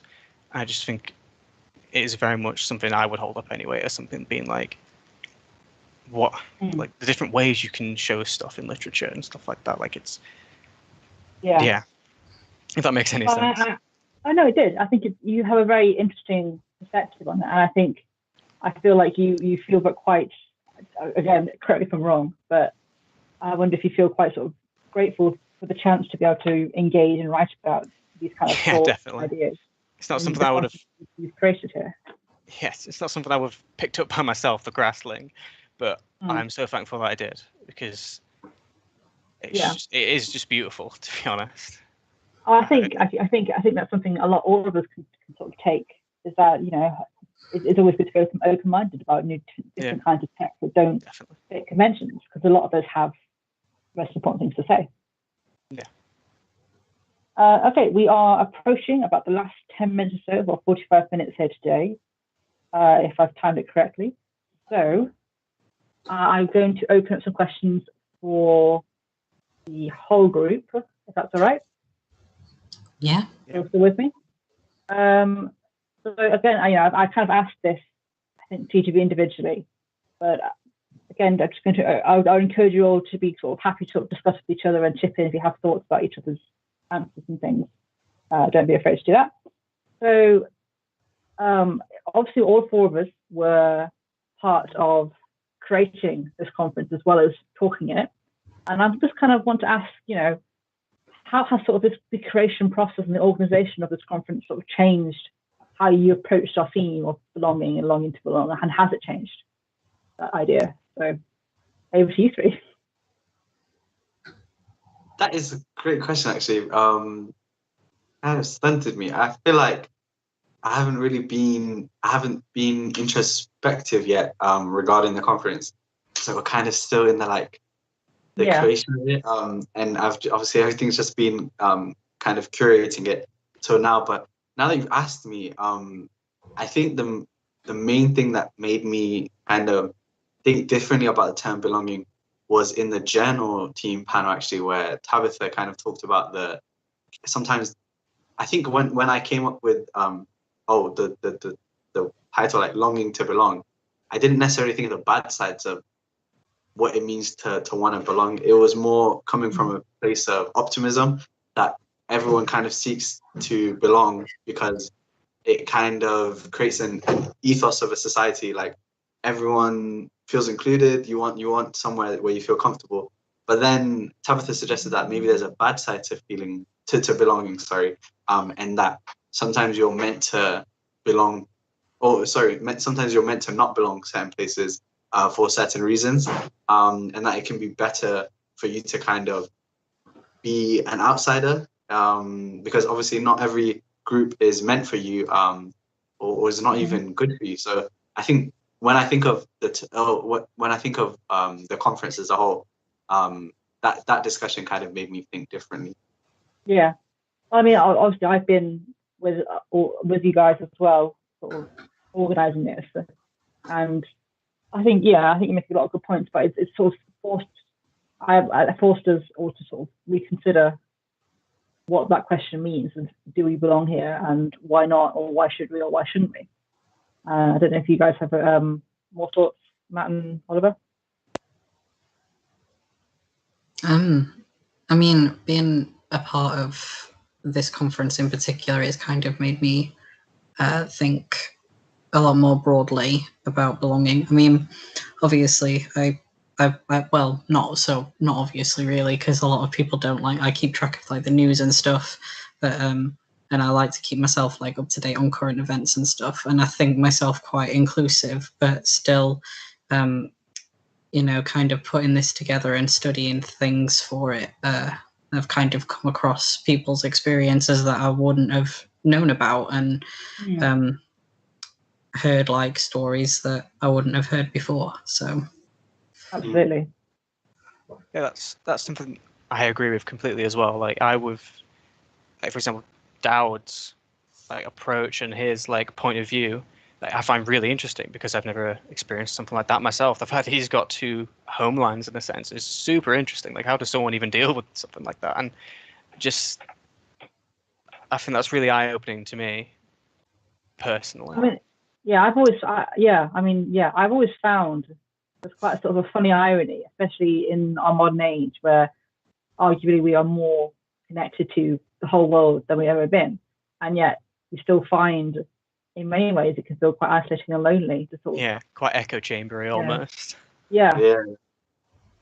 That's so interesting. That made me think. Yeah. I guess the other thing I had to ask everyone, just your thoughts on, I think it'd be useful, is sort of we sort of talked about, you know, how new ideas we've gotten from the conference, and I wanted to sort of ask your thoughts on why you think addressing these ideas is so important, because I think we all agree they are, but I think if you could, maybe if you want to sort of try and dig into why they are. Definitely, I agree they're important. Like what I put at the end of my essay was that you can't really know how you belong to anywhere without knowing who you are in the first place. Like, it's difficult to, like, where do you belong? Like, if you don't know like your characteristics, your attributes, where you come from, what influences you, you'll find it really difficult to find a place. Like I've said belong quite a lot, but belong is the point of the conference. Yeah, it's starting to lose a bit of meaning. Yeah, a little, They word too much, yeah. The audience are going to be so tired of the word belonging by the end of the conference.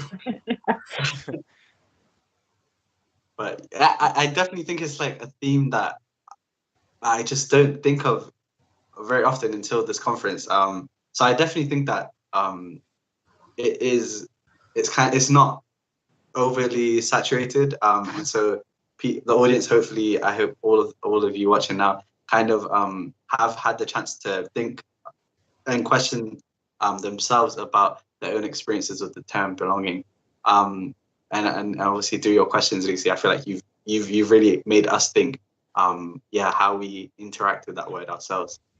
Well, thank you very much. That's right. And how about you, Oliver? Any sort of closing thoughts you guys want to share just about this conference or about the creation of the conference as a whole? I think. Oh, go on, Oliver. Sorry. No, all I said was Don't worry. I was just gonna say, in terms of the text that kind of centers, is the conference is centered around the Grassling that Matthew has kindly kind of given us a fantastic insight into, and Helen soon after will as you'll go on to tell the audience, Lizzie. I think the Grassling kind of encompasses the need for more Black writers and more British Black writers, because Elizabeth kind of she speaks on Black writers who have grown up in the countryside and urban areas and in Devonshire, and that isn't a story that I've heard of before until I read The Grassling, and I'm sure all of you guys can kind of relate to that. And so I feel like the more narrow and streamlined the conversation is, and if publishers keep cherry picking who they want to kind of put at the front shelves of Waterstones, it's just going to keep kind of limiting us and the access we have to Black stories. So I can only hope that kind of discussions like these are going around in every household, because we've had such a turbulent year, and I think it's made a lot of people think introspectively about their own relationships with Black people, and I can only say that as a Black person, kind of it made me see a lot of solidarity, but also a lot of like performative activism, like that whole Black square for the Instagram thing, shambles. So I think like when the reason why I love talking about my identity and belonging and hearing everyone's kind of take on their own story of belonging is there's certain stories that are really not being told and are being silenced. And I feel like every chance that we have to amplify those stories and those voices, they should be amplified. And that's why we wanted to give Elizabeth kind of a speaker to amplify her story, and all the other writers that we're kind of discussing during the conference. Okay. That's my final remarks. Yeah. Yeah, well, you've used more time, but I think that's fine. I think it's been a very interesting conference, and thank you all three of you for coming today and presenting your papers and your posters that I know you worked very hard on top of everything else you've done. So thank you as well. This is just about the end of our time here, and next we have a discussion with Helen Cousins on her work on the Grassling, and that will be an hour-long discussion chaired by Lucas Parkinson.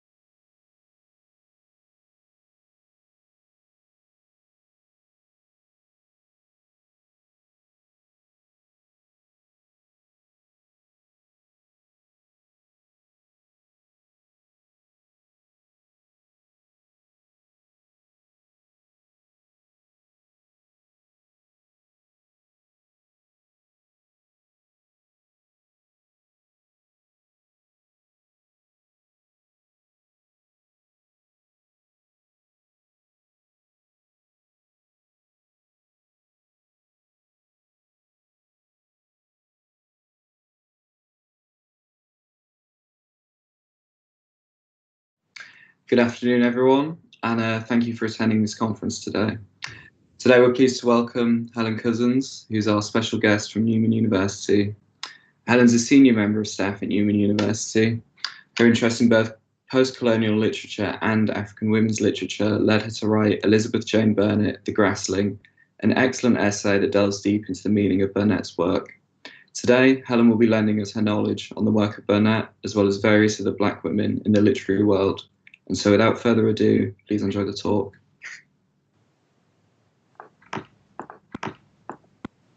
Okay. Thank you very much for that. Introduction. Hopefully, you can see my slides here, and I've changed the title slightly of my talk. I've called it "Roots and Rhizomes: Earthy Belonging in the Grassling." There we go.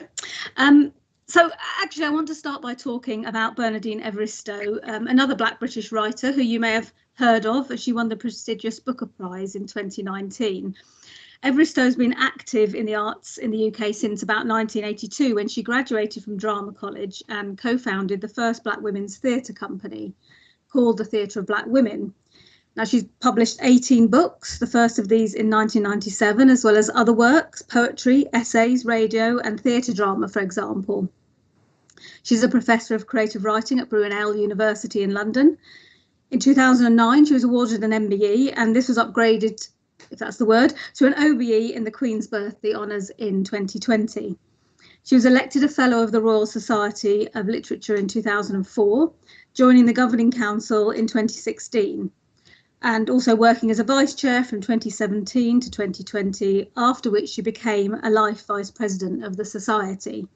Now, this list I've been reciting only scrapes the surface of her achievements, which can be found in full on her website, beevaristo.com. What I've tried to pick out here, though, are her credentials in mainstream cultural institutions and arts honours, to make the point that Evaristo does belong to the literary establishment in the UK. Yet in her Desert Island Discs interview on Radio 4 in September of this year, she talked about how much she wanted to win the Booker. She said, "I wanted that prize so much. I can't be cool about it. I wanted it so much because I knew it was going to change everything." In that discussion, Evaristo made the point that there are still so few Black British women writers being published, and that even with someone as well established as she already was, very few people knew her work. It's indicative of this profile that she's the first woman of colour and the first Black British author to have won the Booker. Lauren Laverne, the interviewer on Desert Island Discs, asked Evaristo, "How important is it to you that you're now part of the literary establishment?" Evaristo seemed to accept this appraisal of her new status, now she'd won the Booker, saying that she appreciated the bigger platform that she now had for her activism, her work in developing and promoting the writing of other British women of colour. So despite all her previous achievements, her sense of belonging was only ratified in winning the Booker. And her longing to win it does suggest how very difficult it is for Black British women writers to feel that they do belong. This was highlighted in Danita Keen's report, Writing the Future, Black and Asian Writers and Publishers in the UK Marketplace, published in 2015. The report was commissioned by Spread the Word, a writer development agency based in London and set up by Evaristo, amongst others. The report points out that Black British contemporary writers are frequently expected to comply with the narrow demands of the publishing industry, who see their ethnicity first. There's an underlying assumption that their work must be overtly political in terms of race. As one writer Keane interviewed explained, "You risk being seen as a commentator on your race rather than an author who had a wonderful idea that you wanted to explore formally in the format of a novel." Instead, writers interviewed for this report frequently identified pressures from publishers to write authentically, which usually meant conforming to the preconceptions of a predominantly white readership about their expectations of the Black experience. Those like Evaristo, who publicly push against restrictive commercial and critical reception and manage to build a public profile, remain exceptional figures. And the acceptance of some Black authors into the mainstream acts to satisfy the publishers that they are representing non-white writers and their experiences.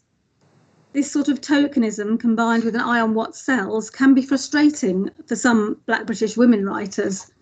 So, for example, I recall hearing Yvette Edwards speaking about her excellent book, The Mother, at the Birmingham Literary Festival in October 2018, and telling the audience about her experience with the publisher who was interested in her first book.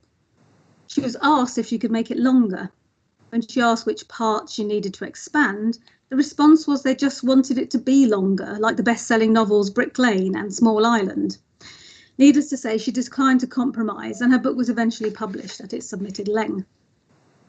Now, 5 years later, a new report by Spread the Word has depressingly found little has changed. Published this year, the main findings of Rethinking Diversity in Publishing was still that, to quote, the core audience for publishers is white and middle class, and that the whole industry is essentially set up to cater for this one audience. Publications by writers of colour tend to be whitewashed or exoticised to appeal to that audience, which in turn means that more diverse audiences aren't reached. Instead of tackling this issue strategically, publishers seem to have sidelined it into worries about the quality of such writing, or that it's too niche. The only note of optimism in the report seems to be finding that there is a new generation of agents adopting new strategies, but these will take time to infiltrate the publishing industry. Both Evaristo and Elizabeth Jane Burnett write in radical and experimental ways, which can also be an issue for publishers who tend to judge work by Black British writers based on its realism and socio-political commitment to racial issues, or what they perceive to be the issues of race. However, Evaristo, commenting on winning the Booker Prize during that Desert Island Discs interview, was at pains to point out that she had not compromised on her politics or her creativity to get to this point. This point now, where she feels right in the centre of things, and that this was a good place from which to promote change. Winning the Booker for Evaristo, it seems, is a confirmation of her belonging as a writer to the literary establishment. It's an acceptance of what she writes, experimental and political. One of her purposes in writing Girl, Woman, Other was to put a whole range of Black women out there. There are 12 different women featured in this book, a quarter of whom are on the queer spectrum. She felt that Black women were underrepresented in literature and that their representations were limited. The power of the Booker, she says, is that now she can tweet, and before she knows it, it's a quote in a newspaper. The literary and media establishments are listening to her now. Now, I want to turn to talk about Elizabeth Jane Burnett and think about some of the ways that she explores belonging in her work, The Grassling. I am going to refer to her by her first name in this talk, which I know isn't really very conventional, but because she's a friend of mine, it feels just too odd to call her Burnett all the way through. So I hope that's okay. So I first got to know Elizabeth Jane when she came to work as a creative writing lecturer at Newman University, where I work. She was there through the process of writing The Grassling, and I have to say I have utter admiration for the professional, personal, and often emotional processes that she went through writing that book.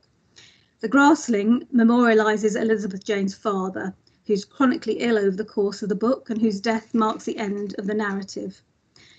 I also remember her talking about working with the editorial process, which I think was sometimes difficult. Part of the process involved a negotiation over the title of the book, which was originally going to be called A Dictionary of the Soil, and the alphabetical chapter structure remains as part of that original intention. Like Evaristo, as an experimental poet and a woman of colour, and a writer of colour, and a woman, maybe, as well, it is possibly more difficult for Elizabeth Jane to move to the centre of the literary establishment. And I hope you can see this picture of Elizabeth Jane here on the slide, as this is one of her experimental pieces. She sent the swimming costume that she's wearing here to various colleagues, acquaintances and friends, and asking them to write their hopes and fears for the environment on it. She transcribed these and then went wild swimming in the costume.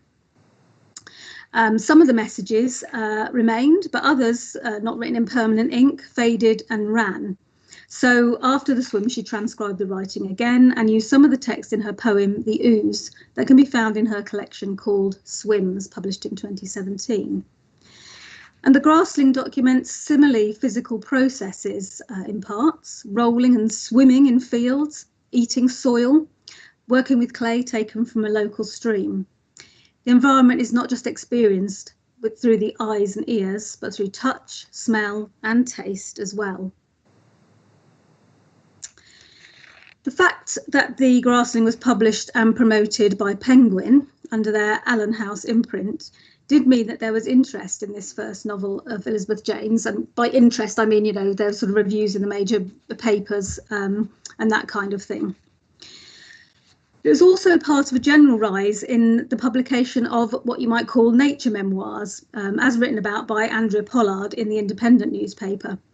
Pollard suggests that this is a response to humanity's realisation that we've moved too far from the natural world. She writes, as humanity has industrialised, commodified, gentrified, and all but destroyed the natural world, as we have shut ourselves off from it in cars and offices and flats, we have simultaneously found ourselves craving it. And one way in which we satisfy that craving is by reading books like The Grassling. Subtitled A Geological Memoir, The Grassling deviates from human-centred life writing to encapsulate the geological biography of the land, the history of the people who have lived and worked on it, and an account of Elizabeth Jane's own connections to the area. Pollard links recent nature writing to earlier traditions such as Romanticism, noting that people have been writing about nature and its relationship with the human condition for centuries. This comparison seems apt, as the Romantics were writing against the destructive and polluting Industrial Revolution. However, Stephanie Sykia suggests Elizabeth Jane's work is actually a gentle subversion of most British or probably English poetry about nature that has since the 19th century been characterised by a nostalgia for a pre-industrial, prelapsarian, green and pleasant land under threat.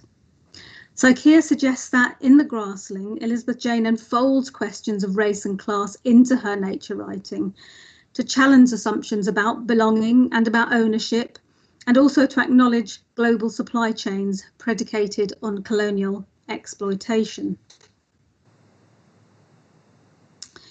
Similarly, Pollard suggests that recent nature writing is responding to quote, a capitalism-fueled climate crisis in a world that has shackled itself to technology. But I think Elizabeth Jane is far from advocating an anti-technology, sort of, as it says, prelapsarian kind of stance. For example, in the first moments of her encounter with a guide at the Railway Museum, she says, I long for a cyborg attachment making external form match internal, so that this guide can see her family connection to Devon. Instead of wondering through his preconceived ideas about an interest in trains, age, gender and race, why this young black woman is visiting the museum.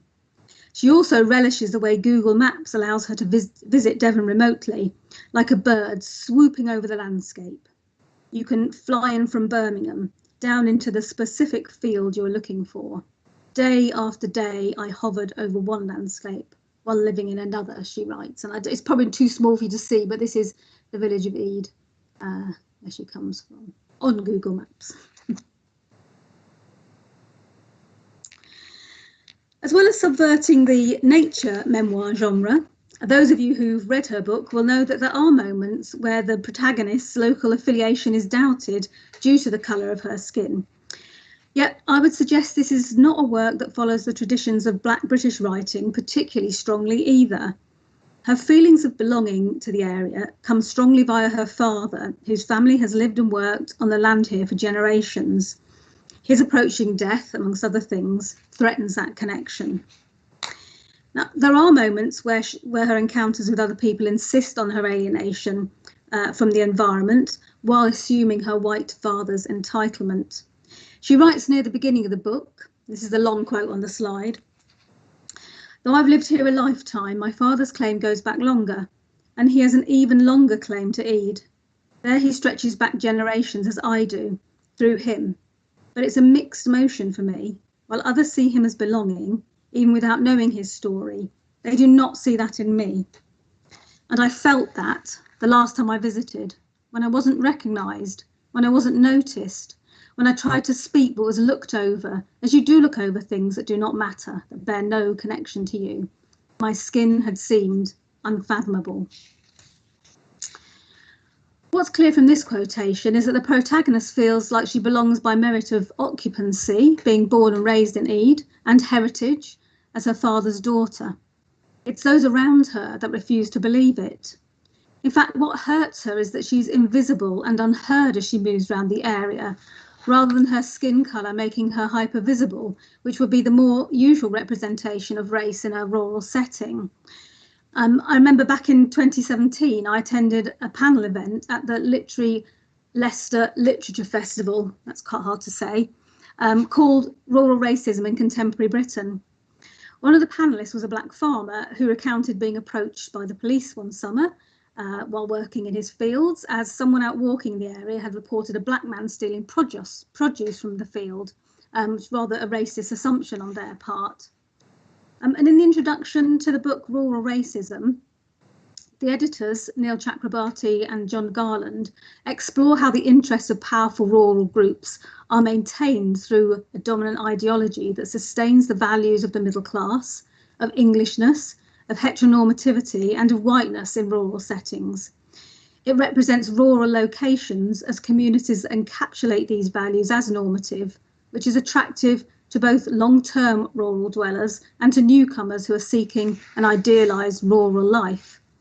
The interests of rural others, in terms of class, race, gender, sexuality and religion, are therefore marginalised as representing characteristics alien to conventional rural society.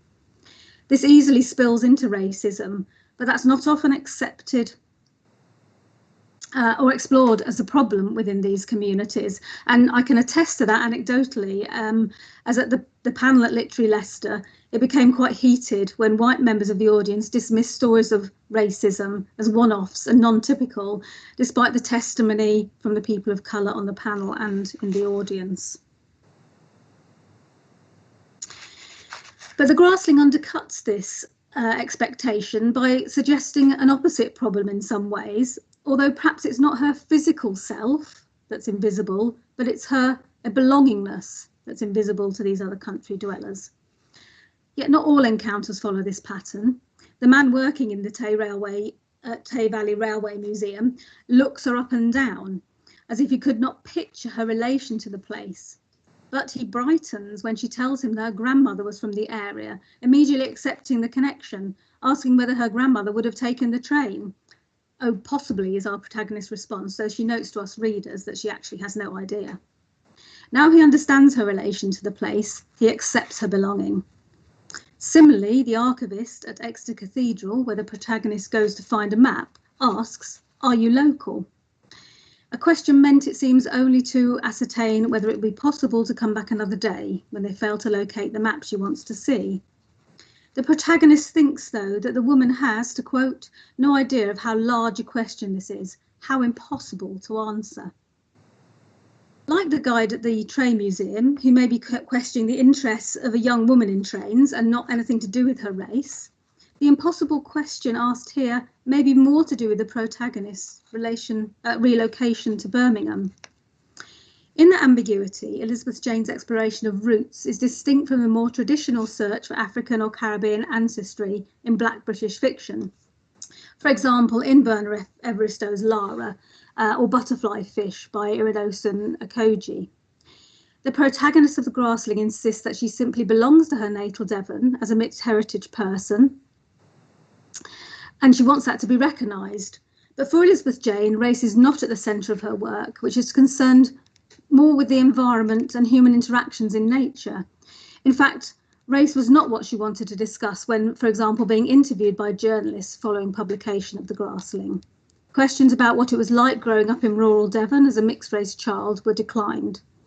I guess her dual heritage is not something that she's interested in having at the forefront of public consumption, but I also think that from an environmental stance, the divides between the human and the non-human are of greater interest and significance for her.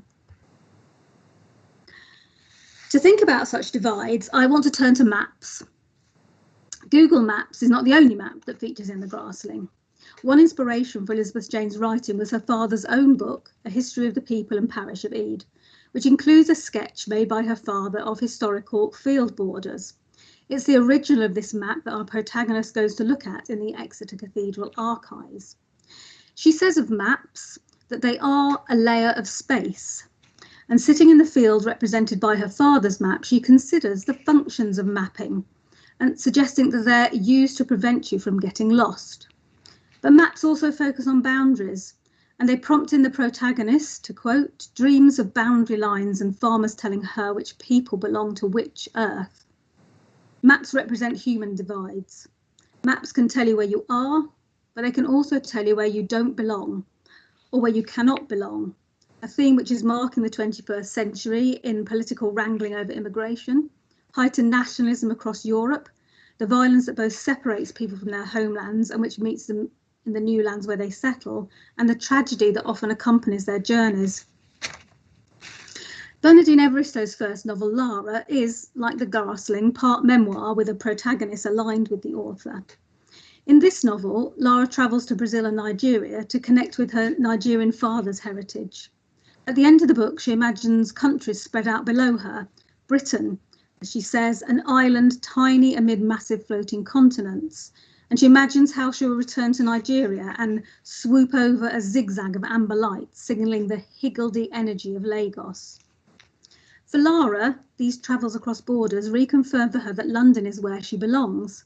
But even though the protagonist in The Grassling similarly enjoys her Google-enabled bird's eye view travels, belonging cannot be found for her by being on or over the ground. Cities, maps, human-made national borders all sit on the land and imply exclusion more often than not. At times, the protagonist of The Grassling wonders if she's permitted to be in particular places, and she notes the high hedges that block her access to certain fields. So instead of a map, our narrator describes immersing herself in the environment, for example, lying under a tree in the driving rain, absorbing it and the cold of the ground.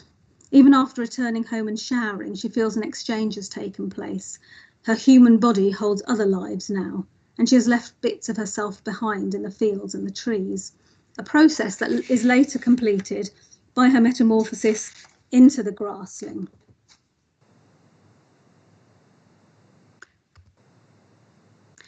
So in part 2 of the novel, she changes into this eponymous creature. I think we've heard a bit about that before in the previous panel, this Grassling, an ambiguous organic being with a stem that roots itself into the soil. It's described as a halfling human who now has the unique ability to occupy space beneath the earthy surface, a space not usually accessible to humans. It, no longer she, is within nature. Lying in a field of wheat, it experiences, to quote, a day that is to come or perhaps has already been. Or swimming in a river on Midsummer's Day. It perceives that the space between us all seems at once near and far, with each stroke the self slips. For the Grassling, human notions of time and space no longer apply, as the borders of its being merge with its surroundings. The Grassling permeates the boundaries of the earth. This is perhaps the new map that she asks for. What kind of map do you need? She asks. And again, this long quote, when you come in order to move into the past and into the present combined, when you come to listen to those living there now and also those hidden below the soil, when you come to listen to them and to live like them briefly, to roll and to stretch and to stride and to burrow, when you come to do all that presentness, but at the same time to go backwards into what was here before, when you come to go present and backwards and slant, as you imagine and join and allow words to bring a conclusion to what before was possibility. This is what you might call, I suppose, geographical or an earthy belonging. And it's made, thought Elizabeth Jane, in words, not through pictures like maps. It's not iconic, but symbolic. In chapter 29, which is called Words, the Grassling says it stops wearing clothes. In places of skin, there is a rough covering people start to see through. It's a colour that doesn't know its name.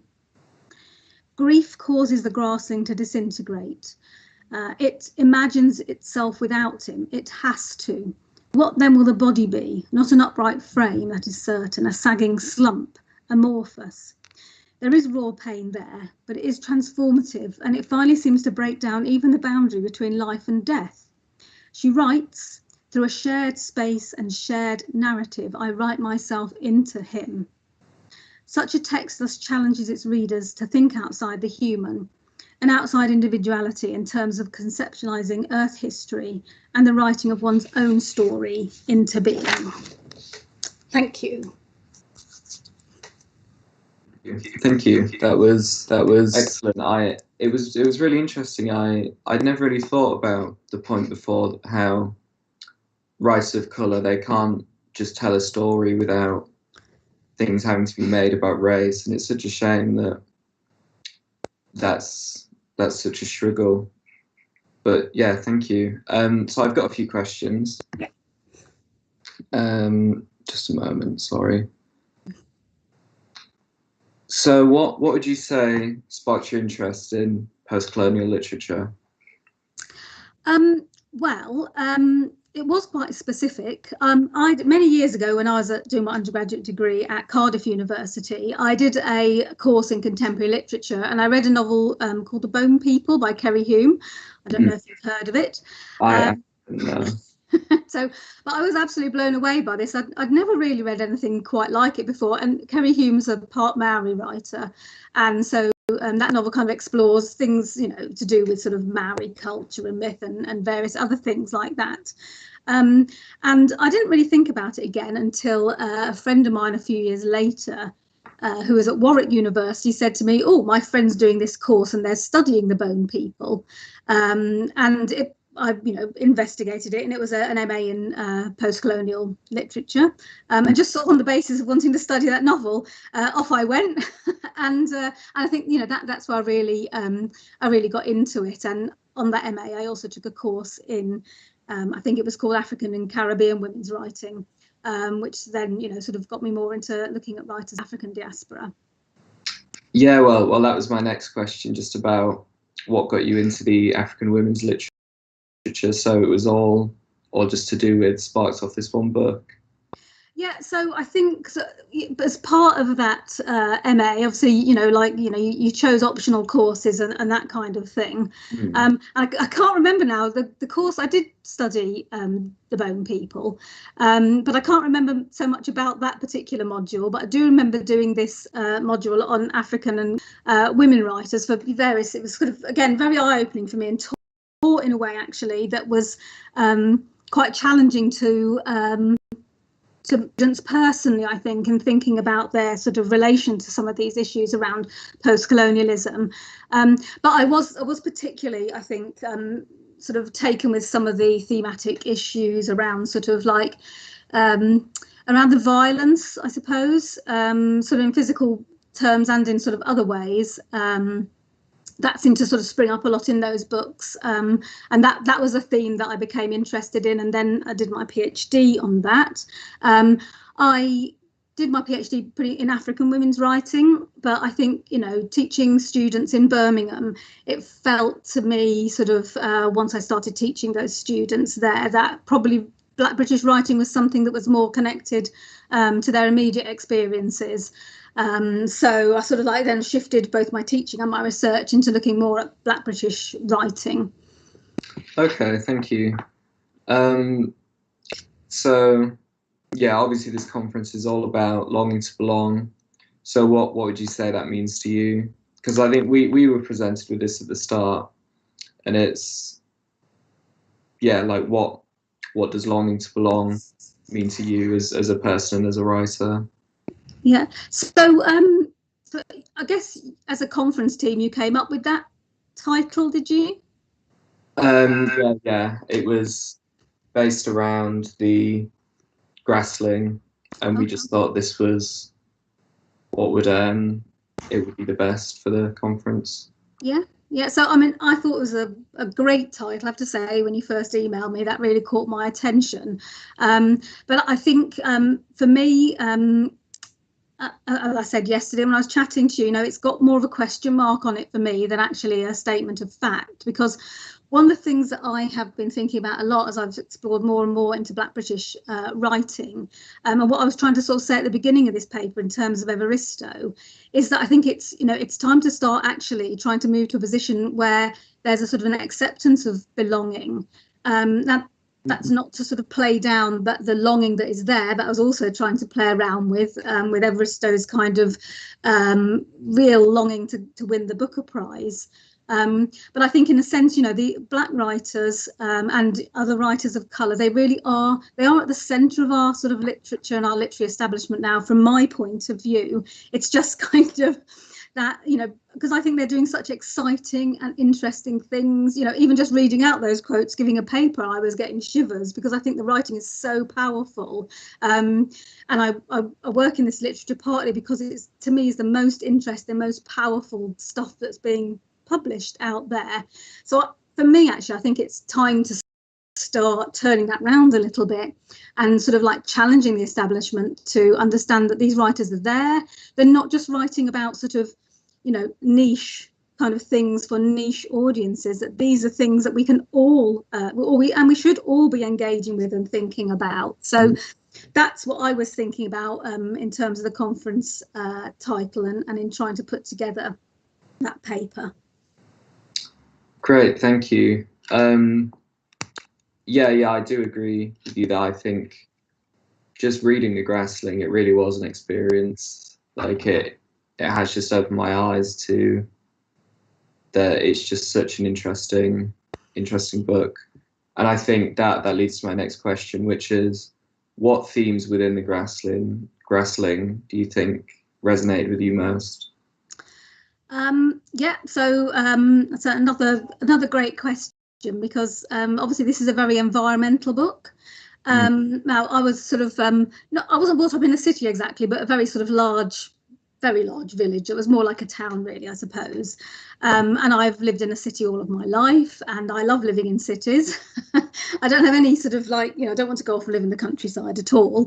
And I do remember as a child being dragged out every Sunday for walks in the countryside, which I'm sure I did enjoy, you know, and I've sort of dragged my own children out now. But actually, you know, I'm a bit of a city dweller, so actually those environmental themes, I can really appreciate them. They don't speak to me as much as I think the previous person talking about it was talking about. But what I think really resonates for me in this book is the sort of like the grief. And actually I think that is a longing that comes through in that book, that longing to not lose the connection, that sort of longing that we all have in terms of our personal relationships.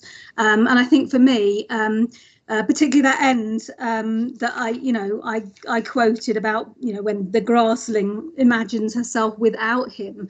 I think that's what really speaks to me in that book, is that sort of terrible sort of personal experience that's being gone through, but within those sort of like, you know, natural environments. And actually for me, I don't, you know, I thought about the last picture that I put in that slide, which is a very sort of like rundown house and the car, and it's all being taken over by nature, which could be depressing. And this quote could also be depressing, I suppose.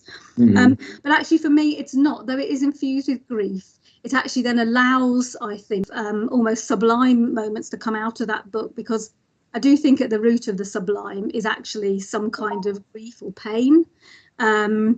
It's not just sort of like love, you know, looking at a beautiful landscape and thinking how beautiful it is. It actually comes from a sort of like some actually kind of deep-seated feeling like grief or sorrow or pain. You know, and I think that is what really resonates with me in that book. And though it's a very painful theme that goes through, actually for me in the end it is quite an optimistic book, because it says actually that we can, you know, we can sort of rise above these individual experiences and understand our being and our sort of sense of belonging in ways that, as I said, are kind of, you know, outside just the human experience and broader than that, and thinking about sort of everything in the whole planet.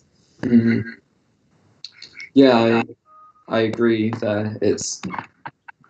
I just think it's such an interesting book, and the way how I love the alphabetical chapters and the form of it in the way that you can kind of tell what it originally was, the way it was more,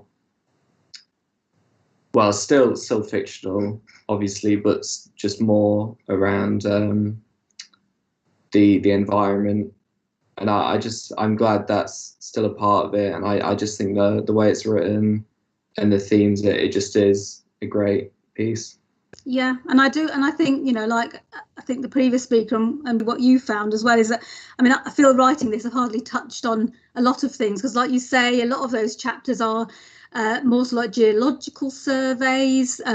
There's a chapter, I think it's possibly called Yellow, I'm not sure, but where she just sort of lists a whole load of yellow things that she sees on the journey. And I remember her sort of like playing around with an early draft of that in a reading where, because I was wearing something yellow, I got a daffodil.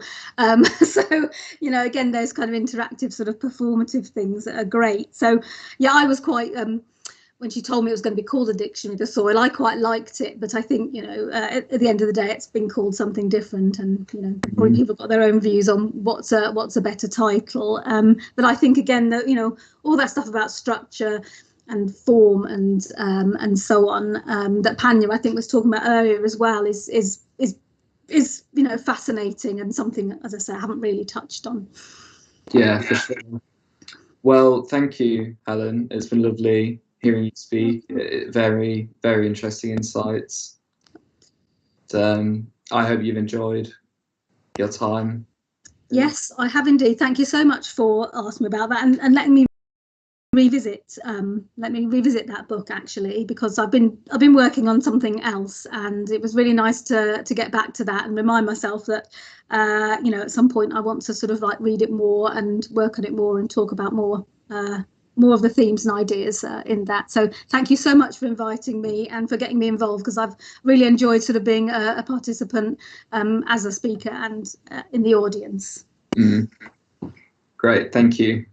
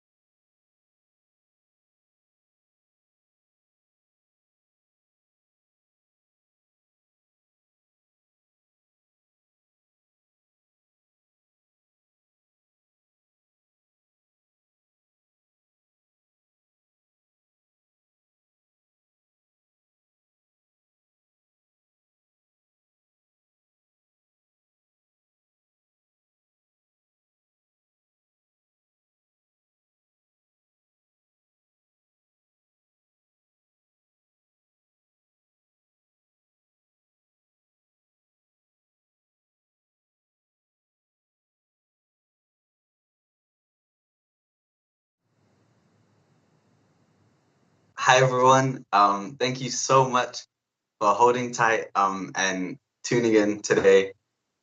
Now it's time for the closing statement. Today has flown by. I didn't think it would finish as fast as it has, but I'd like to begin by sincerely thanking everyone who has participated in our virtual conference today. Although we are in front of our screens, your interactions today have really made us feel close to you. One of the perks of hosting our conference online, besides the smaller budget, has been the ability to connect with individuals all over the country. Dare I say world? I can't really picture someone sitting in Mexico right now wondering what belonging means to them. But if they are, shout out to you. Throughout today, we have picked apart the term belonging. We have assessed our intrinsic desire to belong. From Eve's enthralling family stories, Panya's powerful poetry, to Helen's uncovering of Burnett's The Grassling. We have explored what belonging truly means to us. And for that, I thank the guests. To Jenny, Ramon, the backbone of our conference, we thank you for your support and for giving us the chance to surprise ourselves. Whilst curating this conference, we wanted to center it around writers of the diaspora, and we hope this conference has uplifted their stories. I would like to now extend our greatest thanks to Josh from Bonneting Gallery, who has worked with us to bring this conference to life, the man behind the machine. Of course, I could not forget to thank our journal, editorial, and marketing team for all their hard work and determination they have showed in the lead up to today. Finally, I'd like to thank my team members of the conference team. Without them, all of this wouldn't be possible. Galilee, our human resource manager, Maria, our press manager, Matthew, our in-house writer, Melvi, our school coordinator, Lucy, our first chair, Lucas, our second chair, and Oliver, our guest liaison/presenter. Thank you for all the ideas you brought to the table. It's been wonderful working with you. And now I'm ready to kind of recite a poem that I've written in response to the theme Longing to Belong. And yeah, I hope you all enjoy. This is titled State of Emergency. I built my ideals on standards that were packaged and sold in tiny kits. I was a giant towering in a playground, awkward and disproportionate. Brick by brick, I built a wall around my heart until it turned black and blue. Manuals of how to walk, how to laugh, how to chew. Guides to masculinity were crushed and chased down with water. Students scrambled over straws and mine always turned out shorter. I sat in classrooms and saw them face different paths to mine. I know those twisted and dark alleyways were meant for mine. My life was stored shut in a metal box with a seal. Society sat down and played deal or no deal.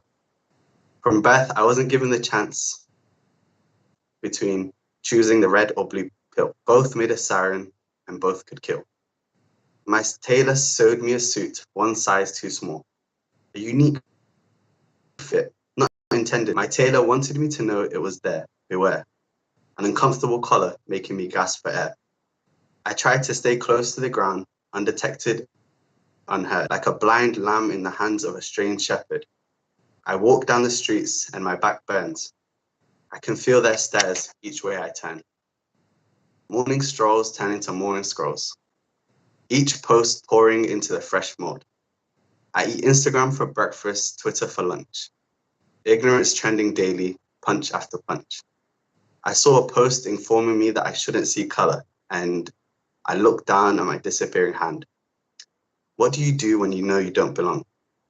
You grit your teeth, smile, and sing the same song. Thank you everyone for joining us today for our conference, Longing to Belong. I sincerely hope that everyone's enjoyed taking part in the conversation, hashtagging us, tweeting us. It's been a pleasure to put on, and on behalf of the conference team, we thank you. Thank you very much and have a good night.